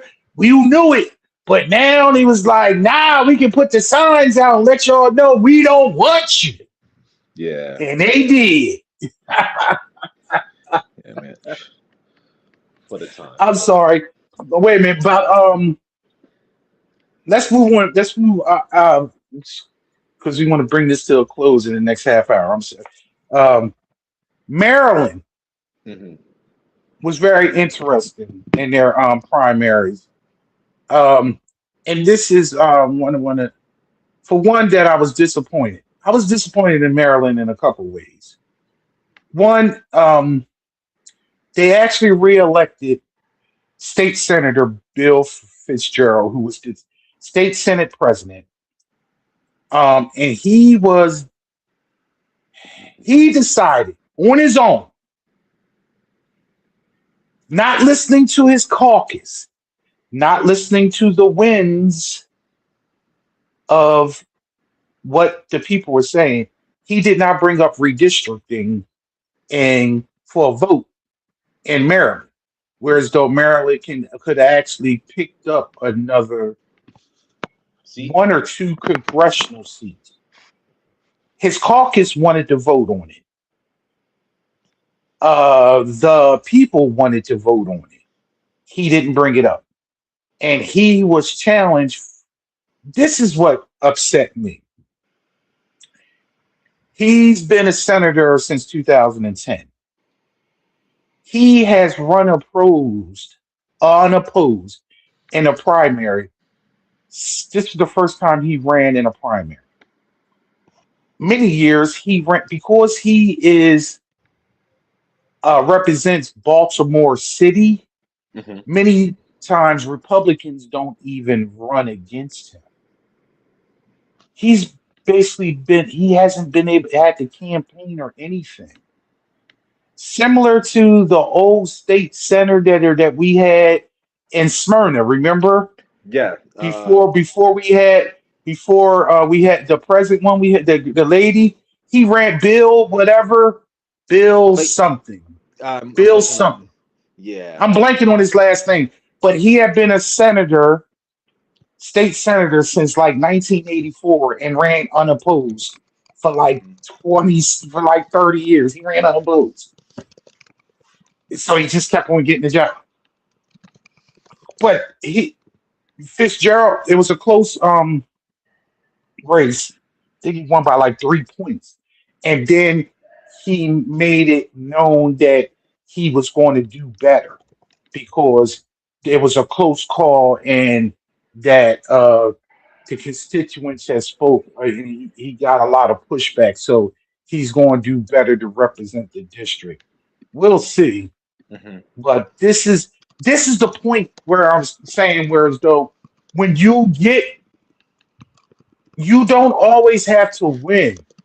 Progressive socialist people left of center of these established they have this is healthy. This is why you have primaries. So the incumbent has to prove to the constituents again that they are worthy to represent them. You cannot allow these people to get a free pass and to go back into office. hmm This is the first time ever when you look across and this is the Democratic Party shortfall over the last 30 years, whereas though they have conceded state legislatures hmm throughout the country. In Minnesota, Arizona, South Carolina, North Carolina, South Carolina, Virginia, and Georgia. Those 7 states, they are running candidates on the Democratic ticket for every statewide office. And they have never done that before. You have to run people, even if they lose.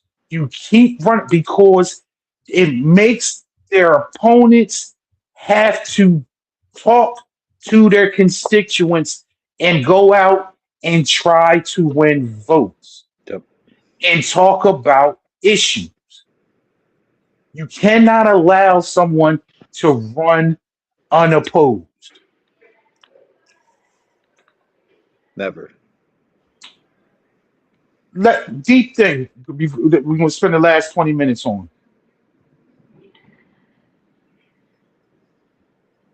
Hakeem Jeffries says something very, I felt poignant. One thing that I did agree with him with, and I want you to Is hear this this. is this something he said recently after the results on He Tuesday? said after the loss. Gotcha. What he said after the loss, I agree totally with him. And he said it was on Wednesday. He's interviewed about they brought up Mayor Mardani. He Mhm. said, and the ones that he Mardani back won, the ones that he back lost. And he Yeah. said, I am the Democratic caucus leader.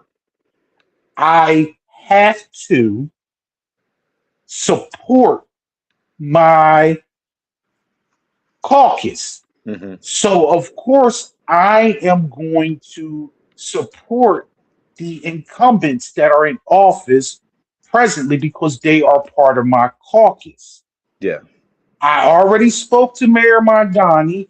We agreed to disagree on the candidates. Mhm. I am doing what I am supposed to do in supporting my caucus. And ultimately,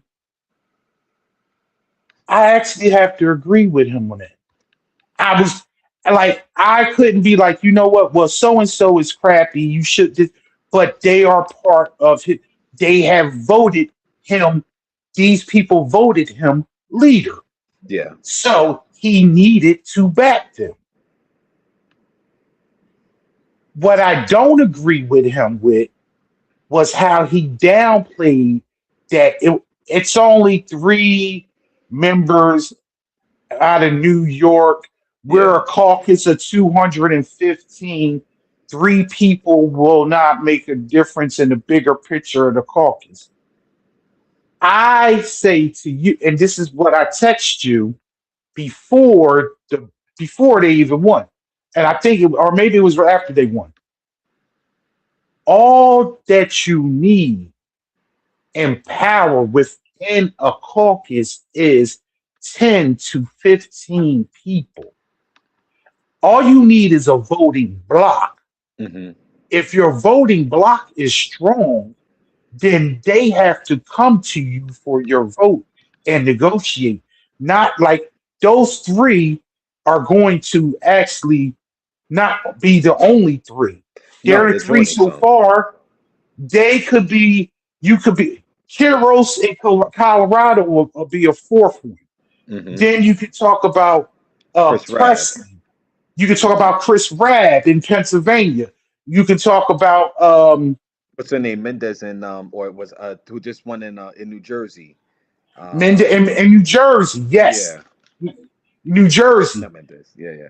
not Mendez. I'm blanking on the name, but yeah. I'm like, I know. Yeah, she just won. Then you talking about also Ro Khanna, Yep. Yep. Rashida Tlaib, um, Jayapal. Yep. Ilhan. Oh, These are all Omar. these are progressives. Yeah. AOC. Now, this is the thing. AOC is not as left as these people are, and I will tell you, AOC was where she was, but she got smacked down by fucking Nancy Pelosi. Yeah. Which is And yes. but she played. But this is the thing. She played the game. And that's which I brought up. That she was smart. She with played her the game. with her lack of endorsements against these incumbents as well. It's a part But of as her. soon as they won, she came out. Soon as Yeah. they won, she came out. but she played the game because guess what? She saw her crew got dismantled. Yeah.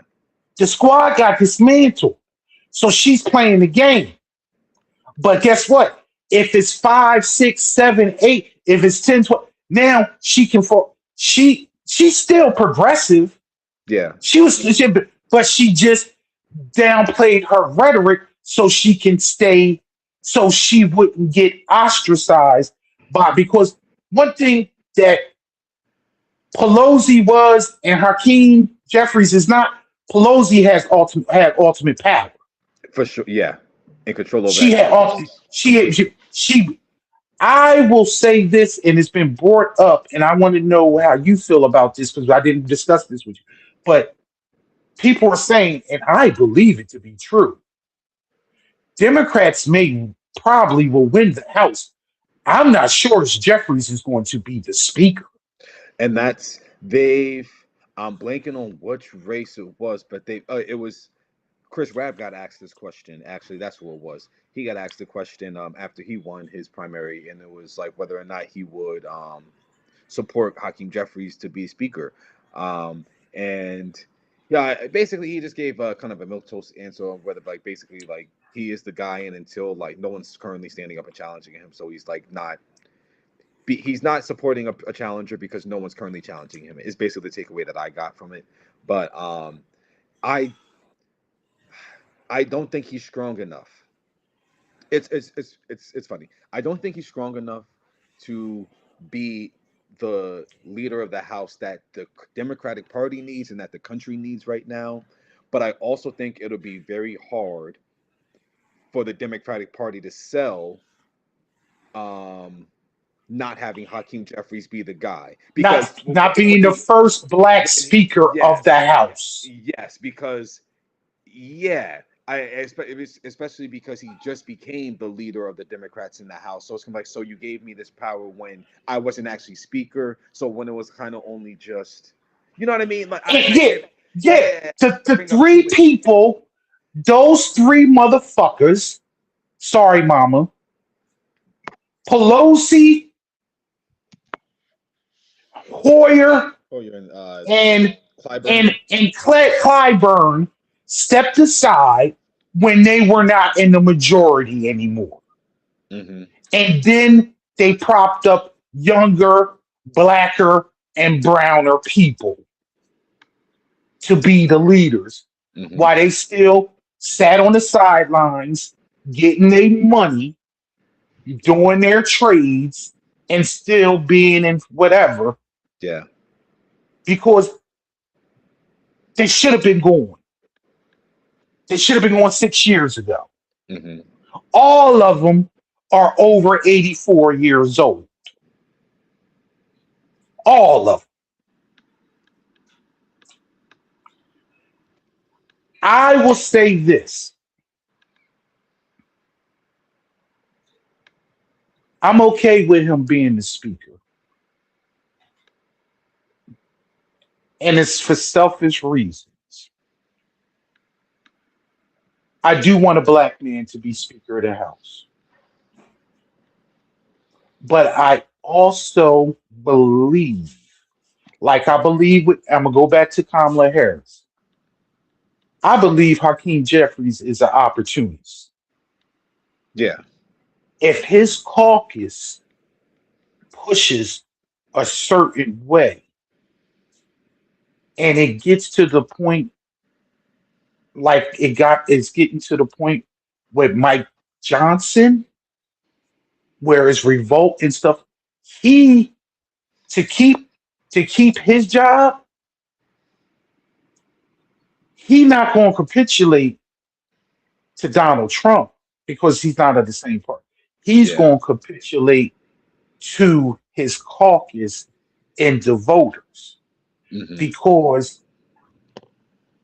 let me play a side game with you right quick and see if this is. Why do you think? I think it was strategic and I think it was smart. Why do you think Mayor Mardani didn't run a primary challenge to Hakeem Jeffries? Because Hakeem Jeffries is weak. Why didn't he do it? I think the main reason is that Hakeem Jeffries is a close ally of the governor Kathy Hochul, and he needs Kathy Hochul's. Um, he basically he needs the state to help fund a lot of his initiatives and his policies. Yes. Yeah. Also, yo, Hakeem, I tell you, we're gonna be on the wrong side of this thing. I'm not gonna come after you. He's like, I'm not gonna come after you in 26, Hmm. but I'm going to get some people in. This movement is going this way. You're going to have to bring some stuff to the floor. Hmm. You're going to have to show and prove. If not, in 28, we going to come. We want to see a black man be speaker. Hmm. We want that. You are a New Yorker. I'm a New Yorker. You're a person. Yo, cool. But we need to push this type of agenda Hmm. when it's pop. We need this. If not, it's going to be we coming for you because what we doing is we're going to primary people and candidates that are not working for the people. Yep. So I think he gave him a pass. And he also played this smart because it's like, look, let me show you that I'm going to take out your people in your state. So whereas though you're going to have to capitulate Hmm. or you're not going to have the gavel because I guarantee you he can rally some if he doesn't push a a progressive agenda to change some of the shit that's been going on, and if Hmm. he doesn't bat it down, they gotta you gotta get Epstein shit. You gotta get all kinds of fucking investigations for the next 2 years. Hmm. Getting these people that been doing fuckery, or guess what? We don't want you. We will primary you. I'm telling you. I I'm see that. telling you. That's what it is. He Yeah.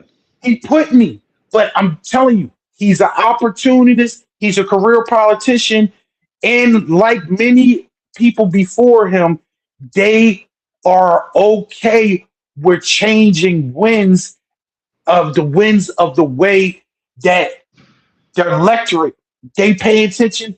They pay attention to polls, Hmm. and then they pay attention to what the electorate is saying because it's like, oh, I got one.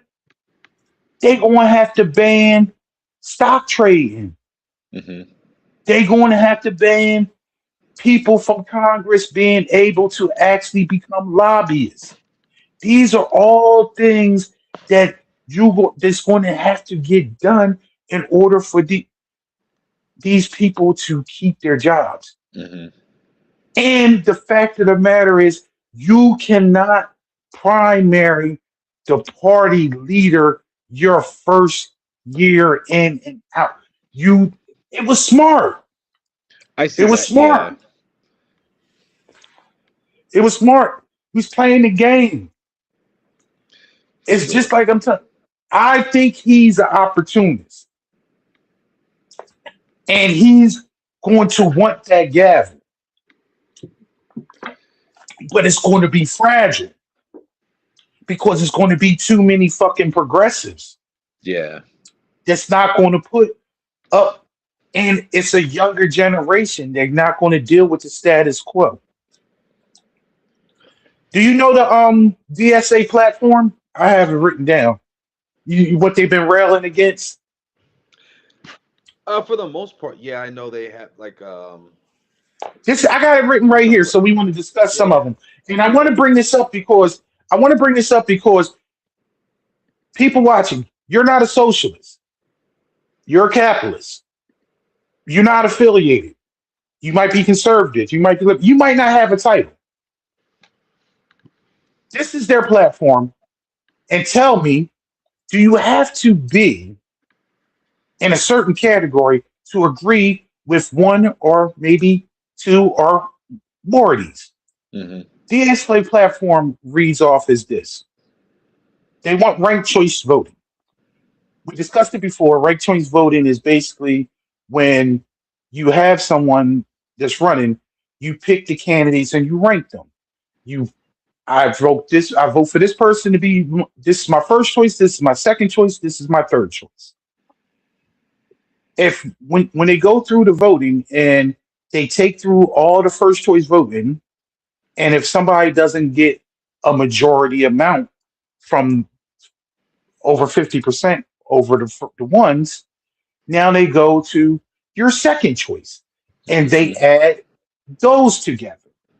And if they don't get over a 50% amount for being your second choice, they go to the third choice. And then after that, after the third choice, then they can get over 50%. So basically what they're saying is you get rid of this plurality Hmm. victory. Case in point, in Maryland,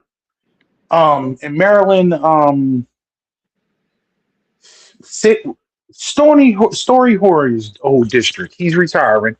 He was the 84-year-old. He used to be the majority leader. Hmm. He's been running his. He picked the actual winner. He endorsed the actual winner, Adrian Barroso. Also won by winning, getting 32% of the vote.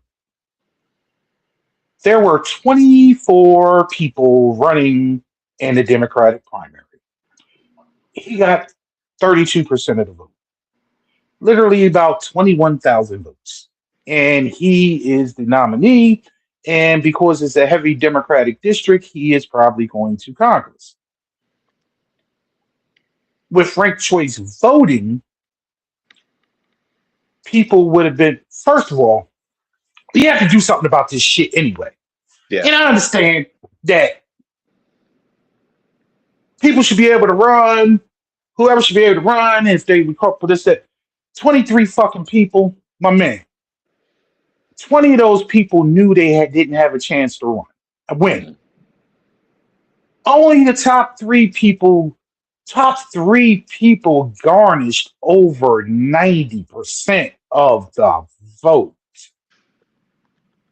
The bottom 20 only got 10% combined. Hmm. This is another thing that APAC and other PACs do. They pay candidates to stay on the ballot, even Hmm. though they know they don't have a chance to win. So, whereas though they split the vote up, so their preferred candidate can win. I don't think it should not be any more than five people running in a primary. And this is how, whereas though I kind I'm okay with the fucking runoffs that some states use, but I know it was based it was based on segregation and racist. So whereas though black people couldn't win out races back down south, that's why they Hmm. do a 50% plurality. I'm 50% plus one majority down south. It's based on racism. But with ranked choice voting, you wouldn't have that problem. Abolish ICE. No matter how you feel about it, um, you I always tend to remind people that ICE is only 20 years old. We did have immigration Enforcement and stuff before then. enforcement before ICE, Hmm. Medicare for all, which is basically universal health care. Fighting mass incarceration and police brutality, housing for all, Hmm. universal child health care, taxing the rich, making the billionaires pay their fair share. introducing a 32-hour work week, commence the Green New Deal, uh, free Palestine, end the electoral college, make presidential elections be by the popular vote, Hmm. ending the Senate filibuster. They do. You're going to see Republican and Republican Speaker of the House Mike Johnson say that the DSA's platform says abolishing and getting rid of the U.S. Senate. It's not that. It's not the Senate itself. It's the filibuster, which is an archaic rule that you have to have 60 senators agree on a potential bill for Hmm. it to move forward to debate and a vote. Also, they want a representative Congress. I am all for this. A representative Congress, and you probably saying, yeah, well, the Congress is representative by, the people. And that's why they vote for it every 2 years, and it's by districts and so forth and so forth. And a representative Congress is something similar to what they do like Parliament in the UK, whereas though it's not just a two-party system. Hmm. A representative is actually they want to expand the seats from 435 representatives to a larger number and actually make it open to more political parties. Hmm. Somewhere like DSA could be a party, the Green Party, the Working Families Party, Yeah. things like that. So whereas though they have representatives that are just not under. A lot of times, what happens now is people are Democrats and Republicans, but they have different. They're conservative, they're liberal, they're different. They're different levels of it, but they only can caucus with the. Just like in the Senate, you have Yeah. two independents that caucus with the Democrats because they don't have. It's only two caucuses. Hmm. By opening up a representative Congress, whereas though it make it more representative of your actual district.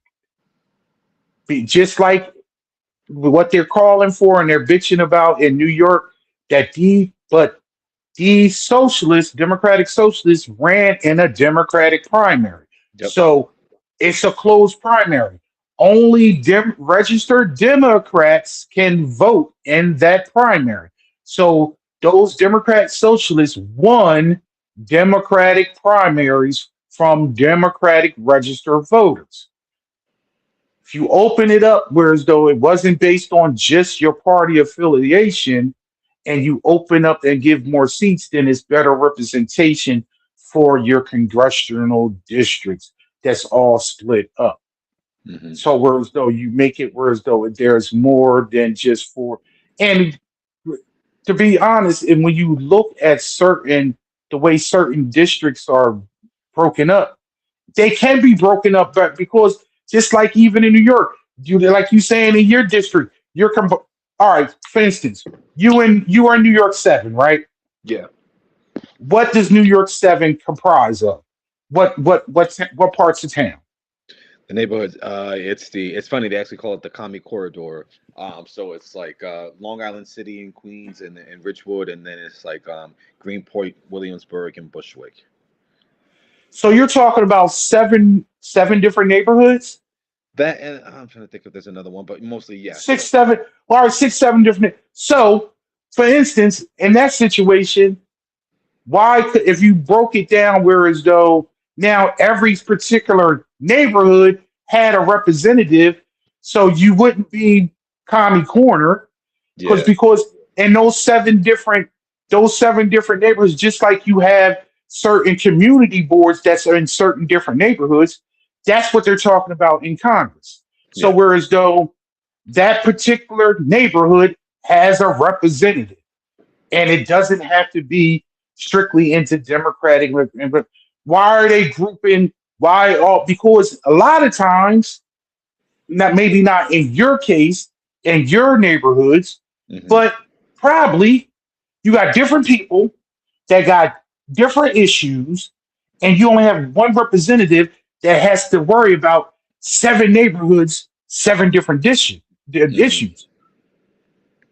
Why can't they each neighborhood have one representative that is focused on your particular neighborhood's issues, and they represent you in Congress that has something to do with your particular neighborhood? Hmm. Because all districts are not made the same. And this is shown when they're gerrymandering down south. For instance, they Yep. split Memphis and Tennessee up into three different blocks, but they are putting Memphis with parts of the North Memphis with another district that is 200 miles away. That's a farmland. How is the city of Memphis having the same issues as this small farm town 200 miles away? Hmm. But you have the same representative. Same thing. Case in point, in Delaware.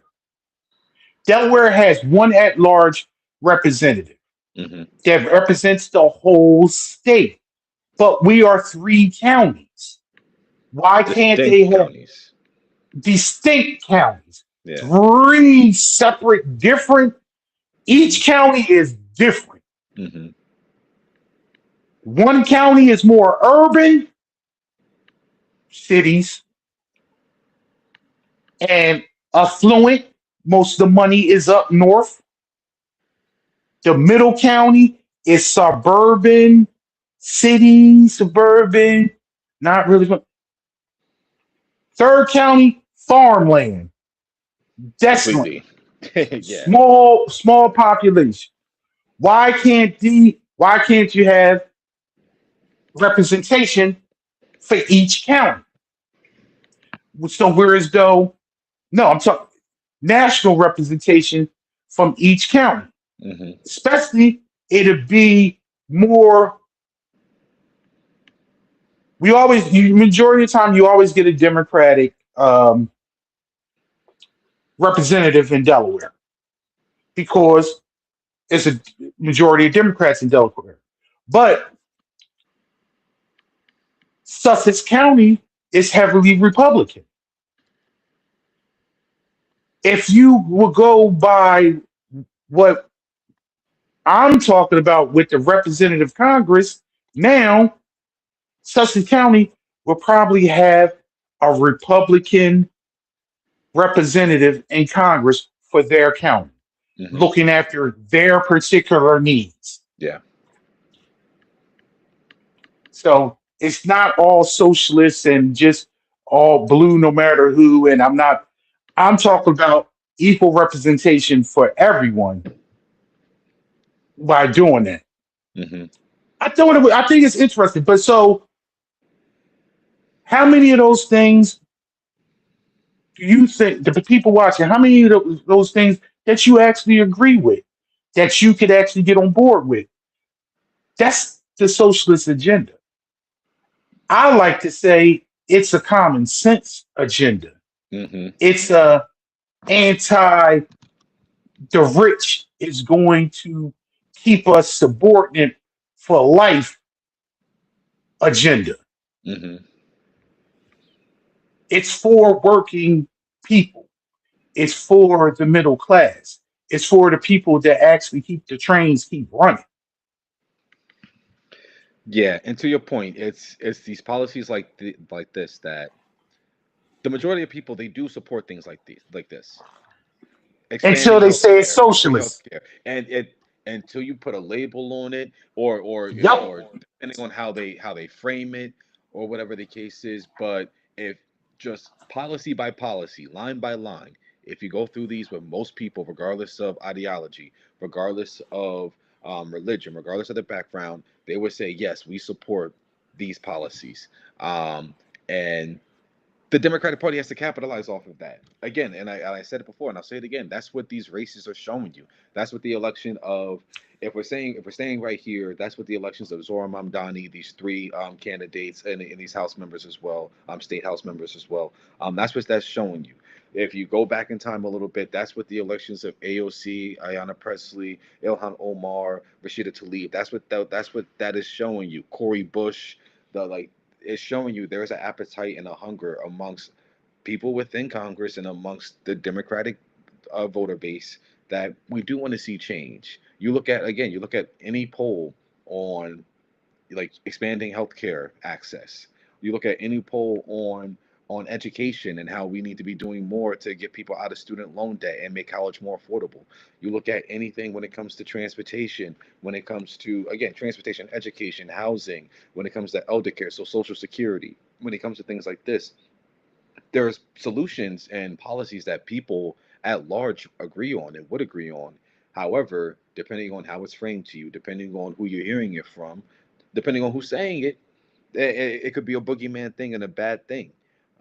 And again, ultimately, we need more people, more candidates standing up, running for these kind of policies, running for these beliefs, and we need a Democratic Party and leaders within the Democratic Party that are going to support these people and not call them out and not say that they need to just go and form their own party. In addition to Jamie Harrison and Josh Gottheimer and Tom Swazi, coming out against these new candidates. James Carville, a very historic figure within the Democratic Party, also came out and said, like we need to be done with these people. Like, yeah, the Democratic Party is a large tent, but I don't fit in the tent with them. That's what he's saying. He's saying, he can fit in the It tent don't with the matter. Republicans, He'll be. conservatives. It don't matter. He'll be dead soon anyway, so it doesn't matter. And that's and to your point, That's to my point. I'm not. that can't be the hope of which is fun, but that can't be the hope of for the party is, oh well, the older wing is eventually gonna retire. Oh, They're you're gonna right. replace You're one. right. I know what you're saying. You're absolutely right. But I'm not It's happening listening now. to. I'm not listening to a man who was a Clinton. He was a Clinton. He worked in the Clinton administration, and he is 30 some odd years behind the eight ball. Hmm. I can't. So he can be through with these people. Because I've been through. They're through with him. Hmm. He is in the for the fact of the matter. People like him are on legacy media because that's who they want to go to. Hmm.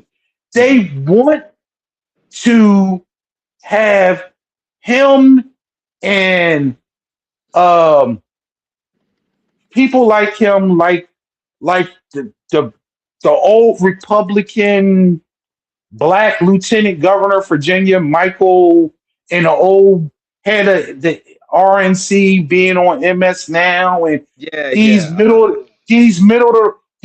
of the road politicians. yeah. That's not politics now.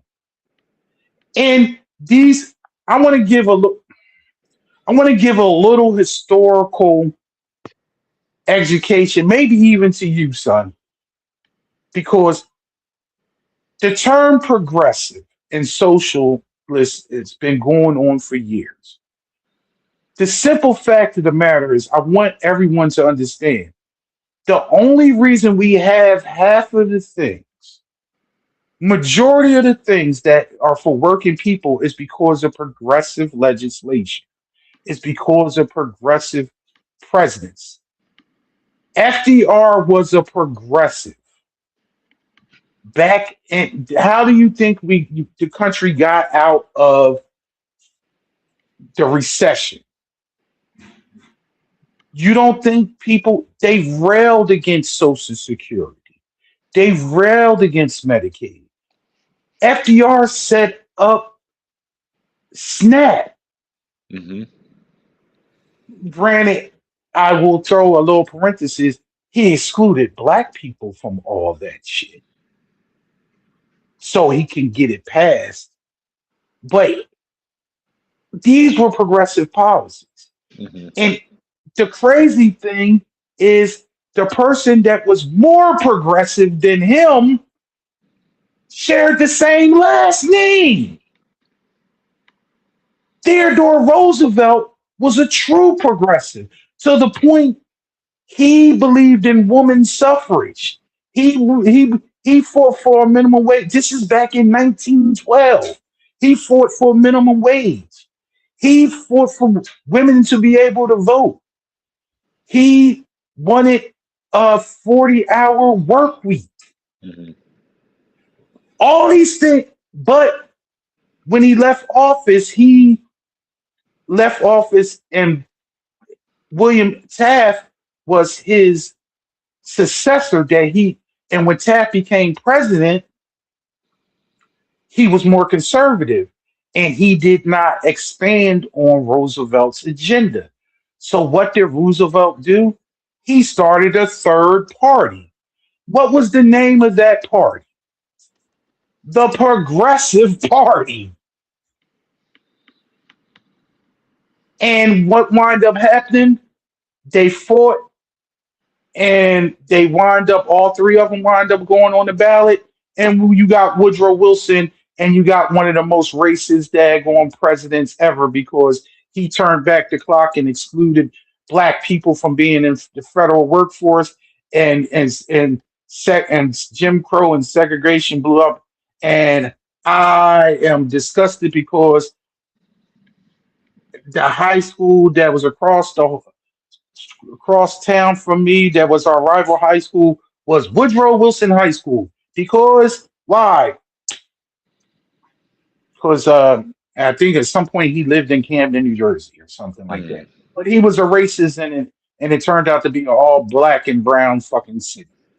I hope they actually changed. I need to check to see if they changed the name of that school by now, because Shit, he was hopefully. horrible. But anyway, this infighting, what we're going through right now, it's going on forever.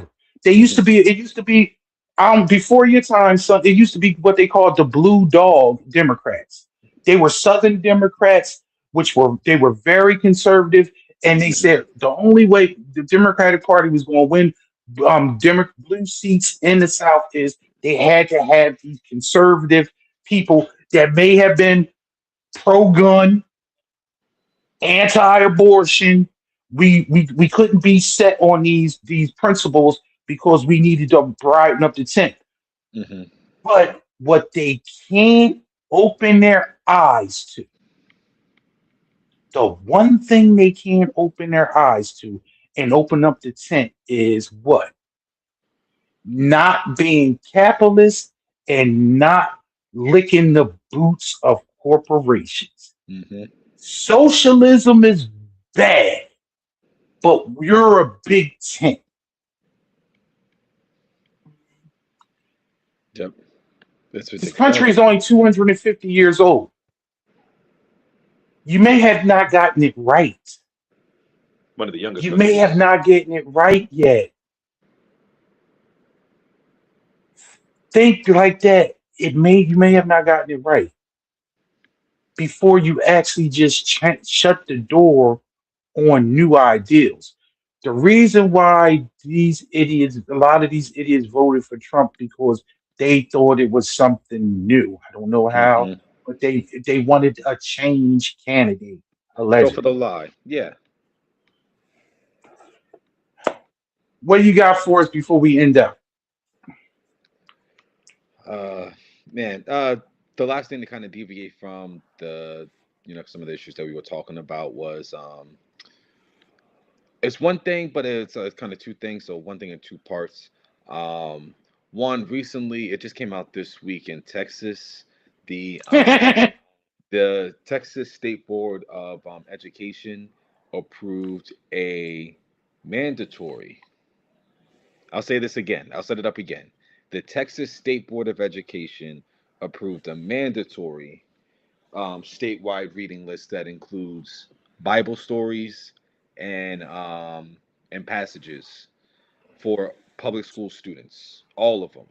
And this Mhm. curriculum change makes Texas the first state in the nation that requires biblical literature and stories across multiple grade levels. So, and as early as elementary school, Students will be expected to read stories like David and Goliath and passages from like the books of Exodus, and then older students are going to read specific passages and parables and excerpts about Jesus and all of that. And it's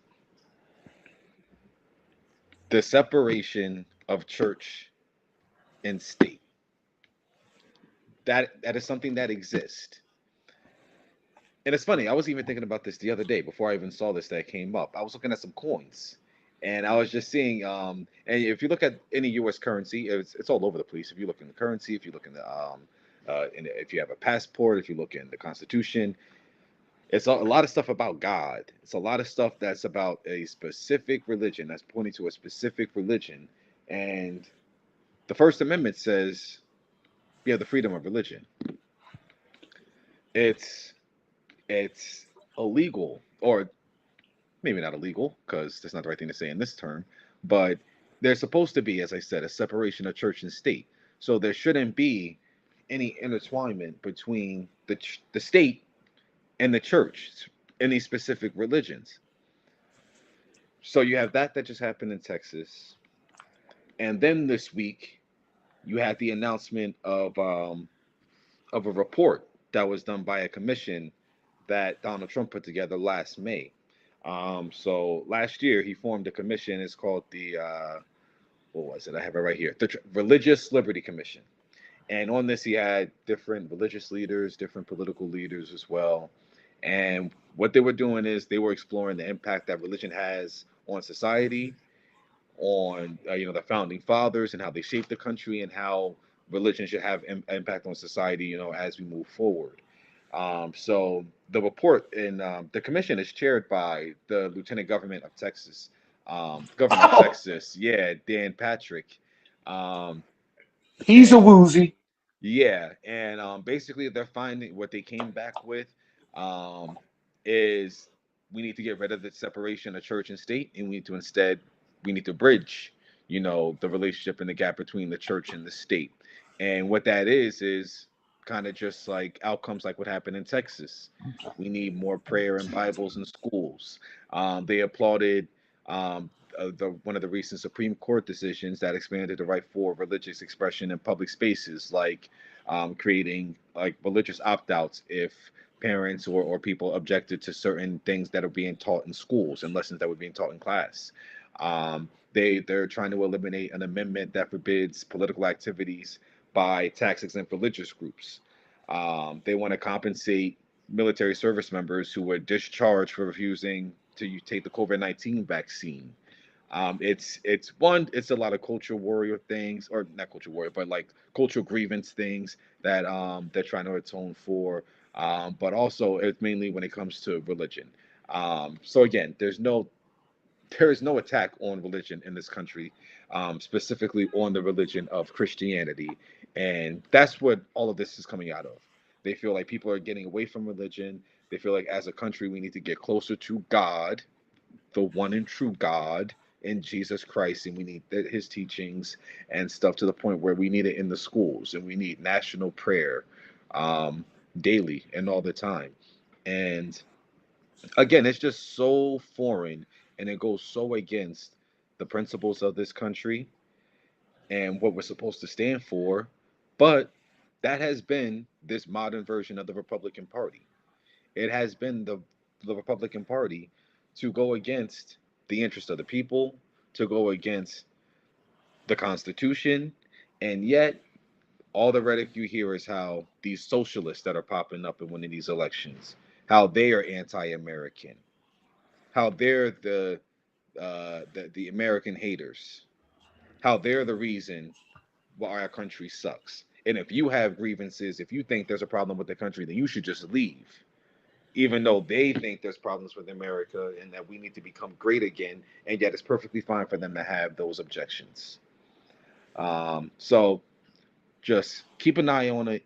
And whatever your religion is, you shouldn't be for this. And it's funny that it happened in Texas, because in Texas, that's one of the main states where there's a lot of the anti-Muslim sentiment going on, and how they're so afraid of Sharia law being imposed. That's exactly what this is. Sharia law is just teachings from the Bible. It's how the Bible says, or the Quran. It's how the Holy Book says that you should be living your life and how you should live. That's the Bible. That's what you want taught too. So it's fine for your religion, but it's not fine for the other religion. You're going around and saying how there's a big problem. You want to put it into the state platform that we're against Sharia law, and yet you're trying to impose that one on all of your students and your kids. It's indoctrination, but you want to push that project to go nationally. It's gross, it's nasty, it's un-American, and it's unconstitutional. But again, that's directly in the mold of this current version of the Republican Party, which is why we need a strong Democratic Party. So shout out to Zoran Mamdani and all the primary candidates that just won, and hopefully we see a lot more of these candidates stand up around the country. To add on a little bit, that is unconstitutional because they'll probably use state rights. But the argument that you can use against any person that says this is a Christian nation and it was founded as a Christian nation is Article 11, the treaty with Tripoli, signed by the third president of the United States, John Adams, which stated that America is not a Christian nation. We are a nation of religious freedom. This was signed with during the Treaty of Tripoli because Tripoli, which is now Libya, was afraid of falling into a treaty with the United States because it was a Muslim nation. And they made it known and put in the treaty and made it known to everyone that they would deal with that this was not a Christian nation. This nation was founded on religious freedom and separation of church and state. I don't care what you evangelists think. Sorry. And to add to that just a little bit more, you worship the same God. You just use a different book. Mm-hmm. Muslims do not worship the Prophet Muhammad as God. Their God is God. Muhammad is a prophet. They respect Jesus as a prophet, as the Son of God. If you read something, you would know these things.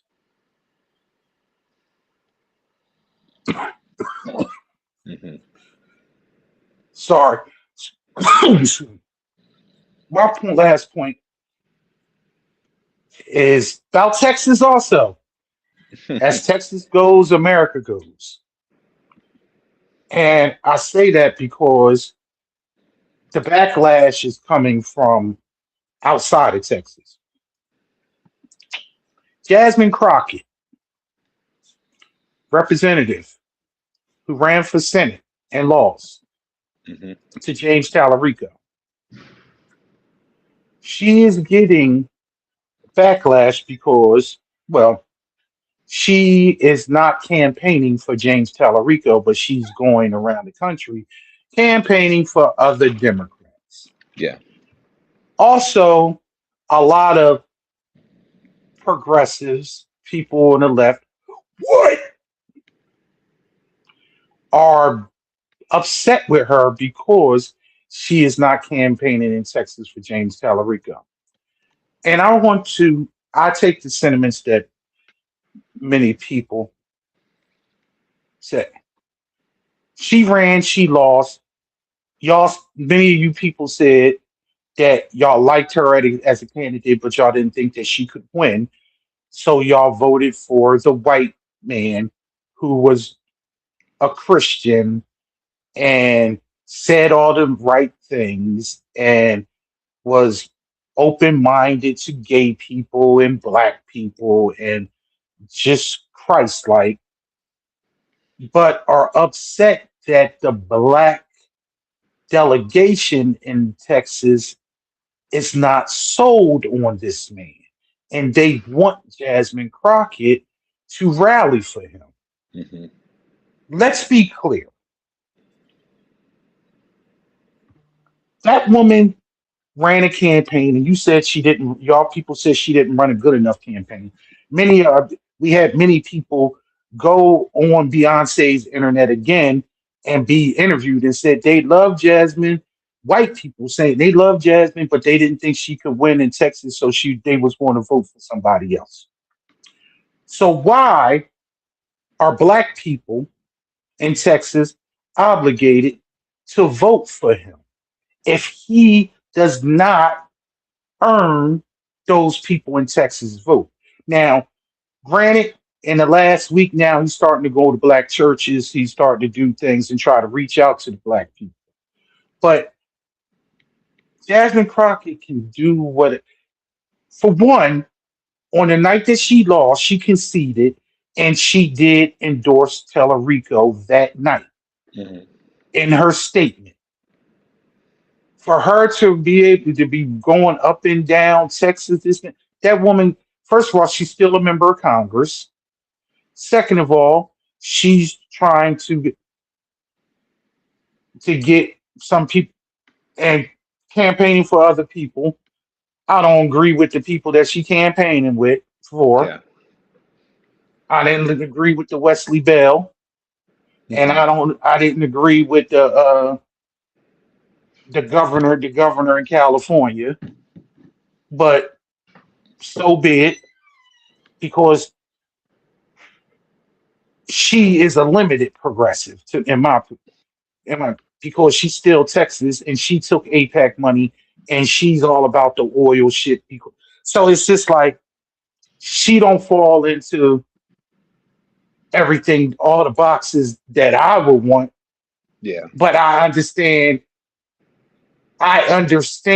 her being where she's from and where her dish she follows those policies. Yeah. But to make it where as though this black woman is obligated Hmm. to endorse and run up and down for the opponent you wouldn't ask no white person to do that. Did she endorsed him the night of? Y'all said this is your candidate. He needs to sell himself to Crockett constituents. Hmm. End of story. It's not her job to sit there and tell the people that voted for her to vote for him like these jokers do. We need to. I've seen plenty of people with Republicans. We need to just come together as one now and support our candidate. Just fuck that. You earn my vote. You don't get anything because you got a D or R next to your name. Hmm. I didn't vote for you in the primary.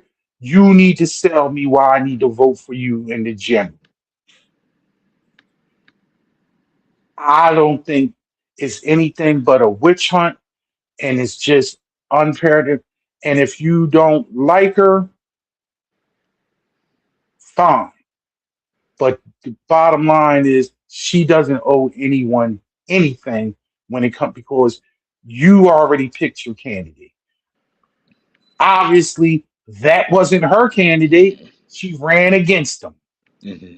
If she thought he was such a strong candidate, and granted, they don't have too much daylight between them on the policies. They didn't. They Yeah. truly didn't. So, but you chose this one. Go with it. You got anything to add to that? I was to say, yeah. I mean, to your point, it's not on her. Like you said, she ran, she was running against him, so it's not on her. And I also, to your point, I don't agree with some of the candidates that she is going around and endorsing. Becerra out in California, like you said, Wesley Bell. Like there's certain candidates that, especially for the candidate she tried to portray herself to be, is kind of her endorsements are kind of But putting she's them in the APAC going born. against that. But and She's that's an APAC. She's an APAC and candidate. And that's the thing. And She was very, and she was at first, and she was quiet because she was quiet on the issue of Israel. So like I don't think she was too pro anything, but she was just, I'm just not gonna say anything. That was her. But obviously it's a big, issue within the Democratic Party, but also, you're running for Senate, so you're gonna get questions on it. So then she had to basically pick a position and say something. But I think her thing was APAC and also crypto too. And yep. she's taking a lot of money from these from the crypto lobby.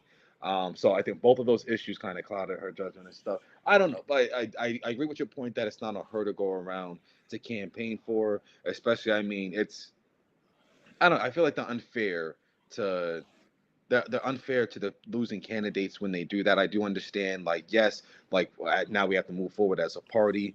I do understand that, but it shouldn't be on that one specific person. They tried to do that with Bernie Sanders when he lost to Hillary Clinton back in 2016. Both times. Even though he actually did campaign for both Hillary Clinton and also Joe Biden, not only campaigned and endorsed, They stole. endorsed them. They stole the nominations both times. Yeah, Bernie Sanders should have been the nominee both both times. both And times. guess what? They may have lost. They may have, but they did lose again in 16. And they may have lost in 20 also. But he should have been the nominee. I They've would rigged it. He should have been the nominee. I would say he could. Mm, they had a shot to win in 2016. I do believe if that was Bernie Sanders and not Hillary Clinton, I think Hillary Clinton, even though she won the popular vote, she didn't win in those specific states because She didn't campaign. because she didn't campaign appropriately there. Bernie Sanders had a presence in Michigan. He had a presence in Pennsylvania. He had a presence in a lot of these swing states. And they also, as much as people were voting for Donald Trump as the change candidate, they were also voting. There were a lot of people who voted against Hillary Clinton or stayed home because they did not like Hillary Clinton Yes. specifically. So if you had a different nominee, if you had a Bernie Sanders who most people don't know, but all you know is that the issues that he's running on, I do think that But it they would would have have, played out yeah, but differently. they would have labeled him a socialist. Of course, and he would have said, what would he have said? Why? Because I believe in all these policies that you also believe in. So that's why I would say in 2016, I still think he could have got it done, but I could see the argument Mm. in 2020 after you And he have a was a Trump. white man.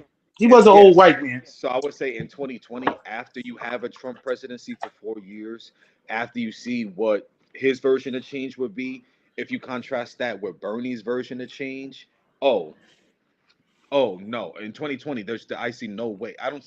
The Democrats weren't losing that election. I would say that the Young Democrats were people not would have came losing that out. election. Young people would have Yes, came out. Young people would yes, have came out. yeah. So Yeah. it still would have been. I still think it would have been the largest turnout in an election as well, just like 2020 already, ended up being.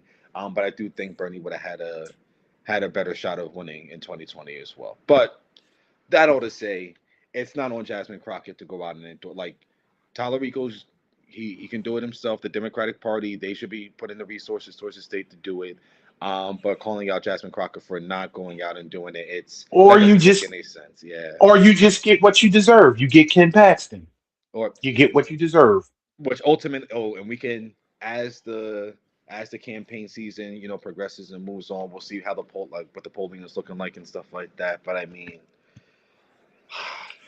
man, they got it. That I feel like Texas. At the end of the day, Texas is going to Texas. So Yeah. it, Yeah. ultimately, who knows?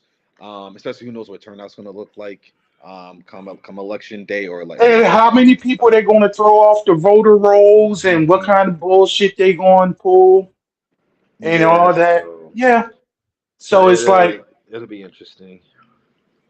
it's going to be crazy. But to end it tonight, we're going to have a video, and I want to intro this video. I didn't, and as usual, I didn't share the video with Dallas, so I'm doing this now so I can actually educate.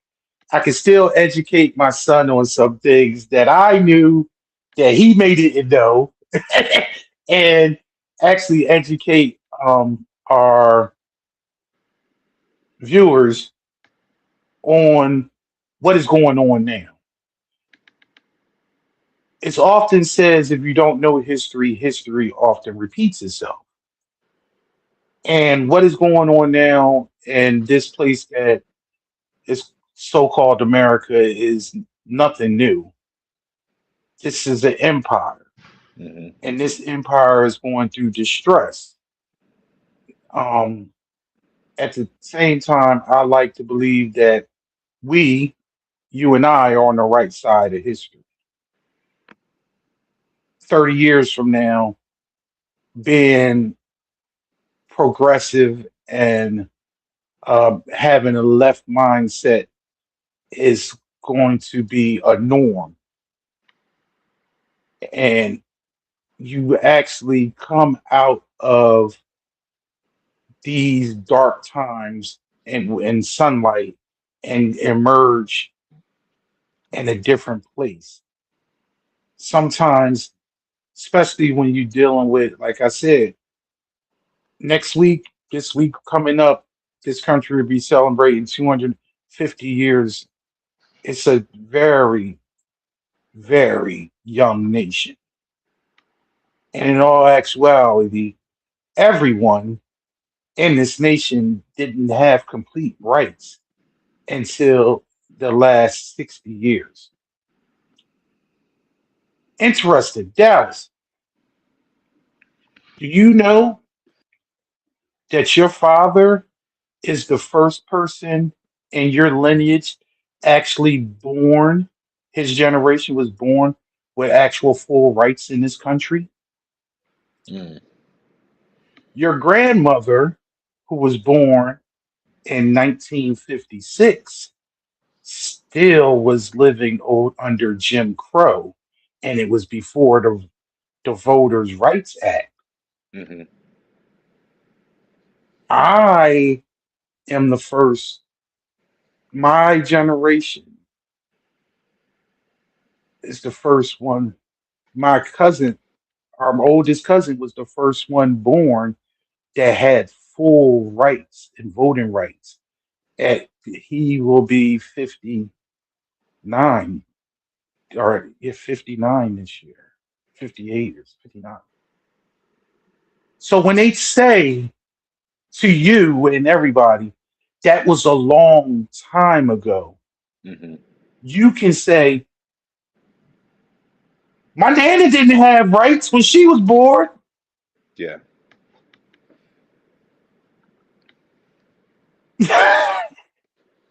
I'm smiling and laughing, and he's not because he's taking in how serious that is.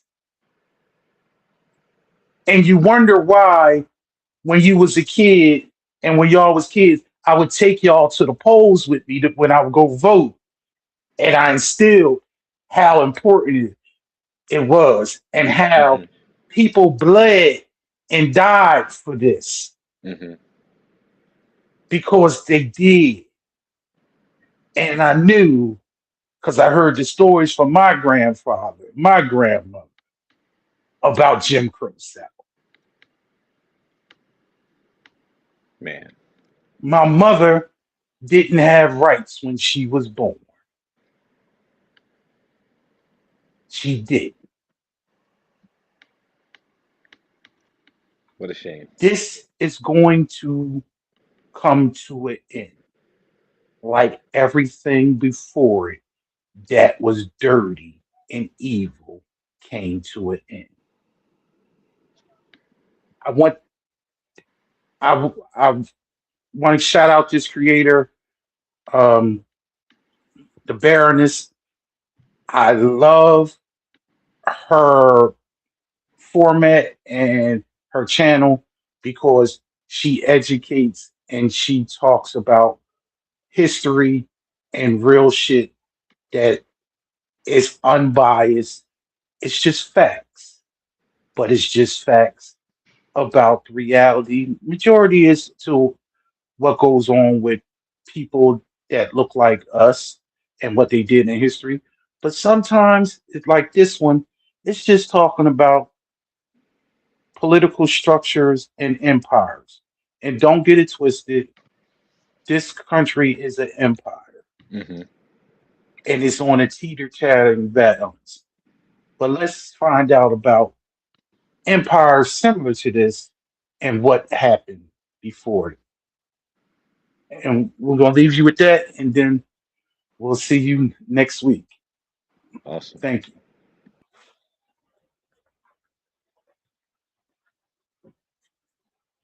I need y'all to pay attention to a historical pattern that almost nobody's talking about.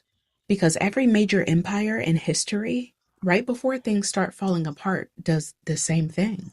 They become something. Not stronger, not freer, not more democratic. Meaner, more paranoid, more obsessed with controlling people, more obsessed with enemies inside their own borders. And almost every single time, the people who lose rights first are the minorities. Political descendants, religious minorities, the people easiest to scapegoat when the empire starts panicking. Rome did it, Britain did it, the Soviet Union did it, and right now, the United States is doing it. So let's start with Rome, because people love romanticizing Rome, right? The architecture, the soldier, the aesthetics, the little TikTok edits with the dramatic music, you know? But Rome got paranoid toward the end. In the late 200s and early 300s, the empire became deeply paranoid about the internal enemies. One of the groups they targeted heavily? Christians. Emperor Diocletian launched what historians now call the Great Persecution. Churches destroyed, sacred texts burned, Christians stripped of legal protections, removed from government and military positions, imprisoned, tortured, and executed publicly. Now, here's the part people miss. Rome did not do that at the height of its confidence. Rome did that while the empire was already destabilizing. Economic problems, political instability, leadership crises, internal fragmentation. The cruelty was not proof that the empire was strong. See, the cruelty was proof that the empire was scared. Rome fell less than 200 years later. Now we're going to jump forward. The British Empire controlled roughly a quarter of the planet at its peak. And what happened during its decline? Did Britain lose its grip? No, it squeezed harder. In India, British troops opened fire on unarmed Indian civilians, trapped in an enclosed area. Hundreds were killed. Then Kenya in the 1950s. The British built detention camps during the Mau Mau uprisings. People detained without trial. Torture, forced labor, beatings, executions. And Britain spent years trying to hide the records. That's another thing that empires do when they're panicking. They start destroying receipts. And despite all that violence, the empire still collapsed. Because repression is not stability, y'all. It is a symptom that stability is already gone. Now, the same thing with the Soviet Union. The closer the USSR got to collapse, the more paranoid the state became. Surveillance increased, dissidents monitored constantly. Critics labeled mentally ill and locked in psychiatric hospitals. Ethnic minorities targeted and deported. The government itself became obsessed with controlling internal thought, all because the system itself was weakening. And when the repression itself finally loosened under Gorbachev, the whole thing collapsed almost immediately because the state had spent decades holding itself together through force instead of trust. Now, this is the part that should make people uncomfortable, because look at what's happening right now. The Voting Rights Act gutted multiple times in just over a decade. Affirmative action struck down, book bans, attacks on Black history curriculum, DEI dismantled across federal institutions, birthright citizenship under attack, universities pressured politically, mass deportation infrastructure expanding, protest rights increasingly criminalized, government pressure on media and education. That's the part people keep missing. These things rarely happen all at once. Empires do it piece by piece, slow enough for people to normalize each stage before the next one arrives. And what keeps bothering me is this. Every empire thinks that it's the exception. Rome thought Rome would last forever. Britain thought the sun would never set on the empire. The Soviet Union thought its system was permanent. All of them collapsed during the lifetime of people who thought collapse was impossible. That's why history matters. Not because history repeats itself perfectly, it doesn't, but because power repeats behavior constantly. And one of the oldest behaviors in the history of empires is this. When systems start failing internally, they look for someone to blame externally. Minorities, immigrants, descendants, teachers, journalists. Literally, anybody easier to punish than the people actually causing the collapse. The pattern is older than this country itself, and pretending not to see it has never stopped it from happening. We're going to look at what we call suggestibility. The male-female dynamic. There's actually another way of thinking. Oh, wow. Thank you, brother. You Yeah. know all that. Check out Beyond the Mind, produced by Peach ENT, Fridays at 8 p.m.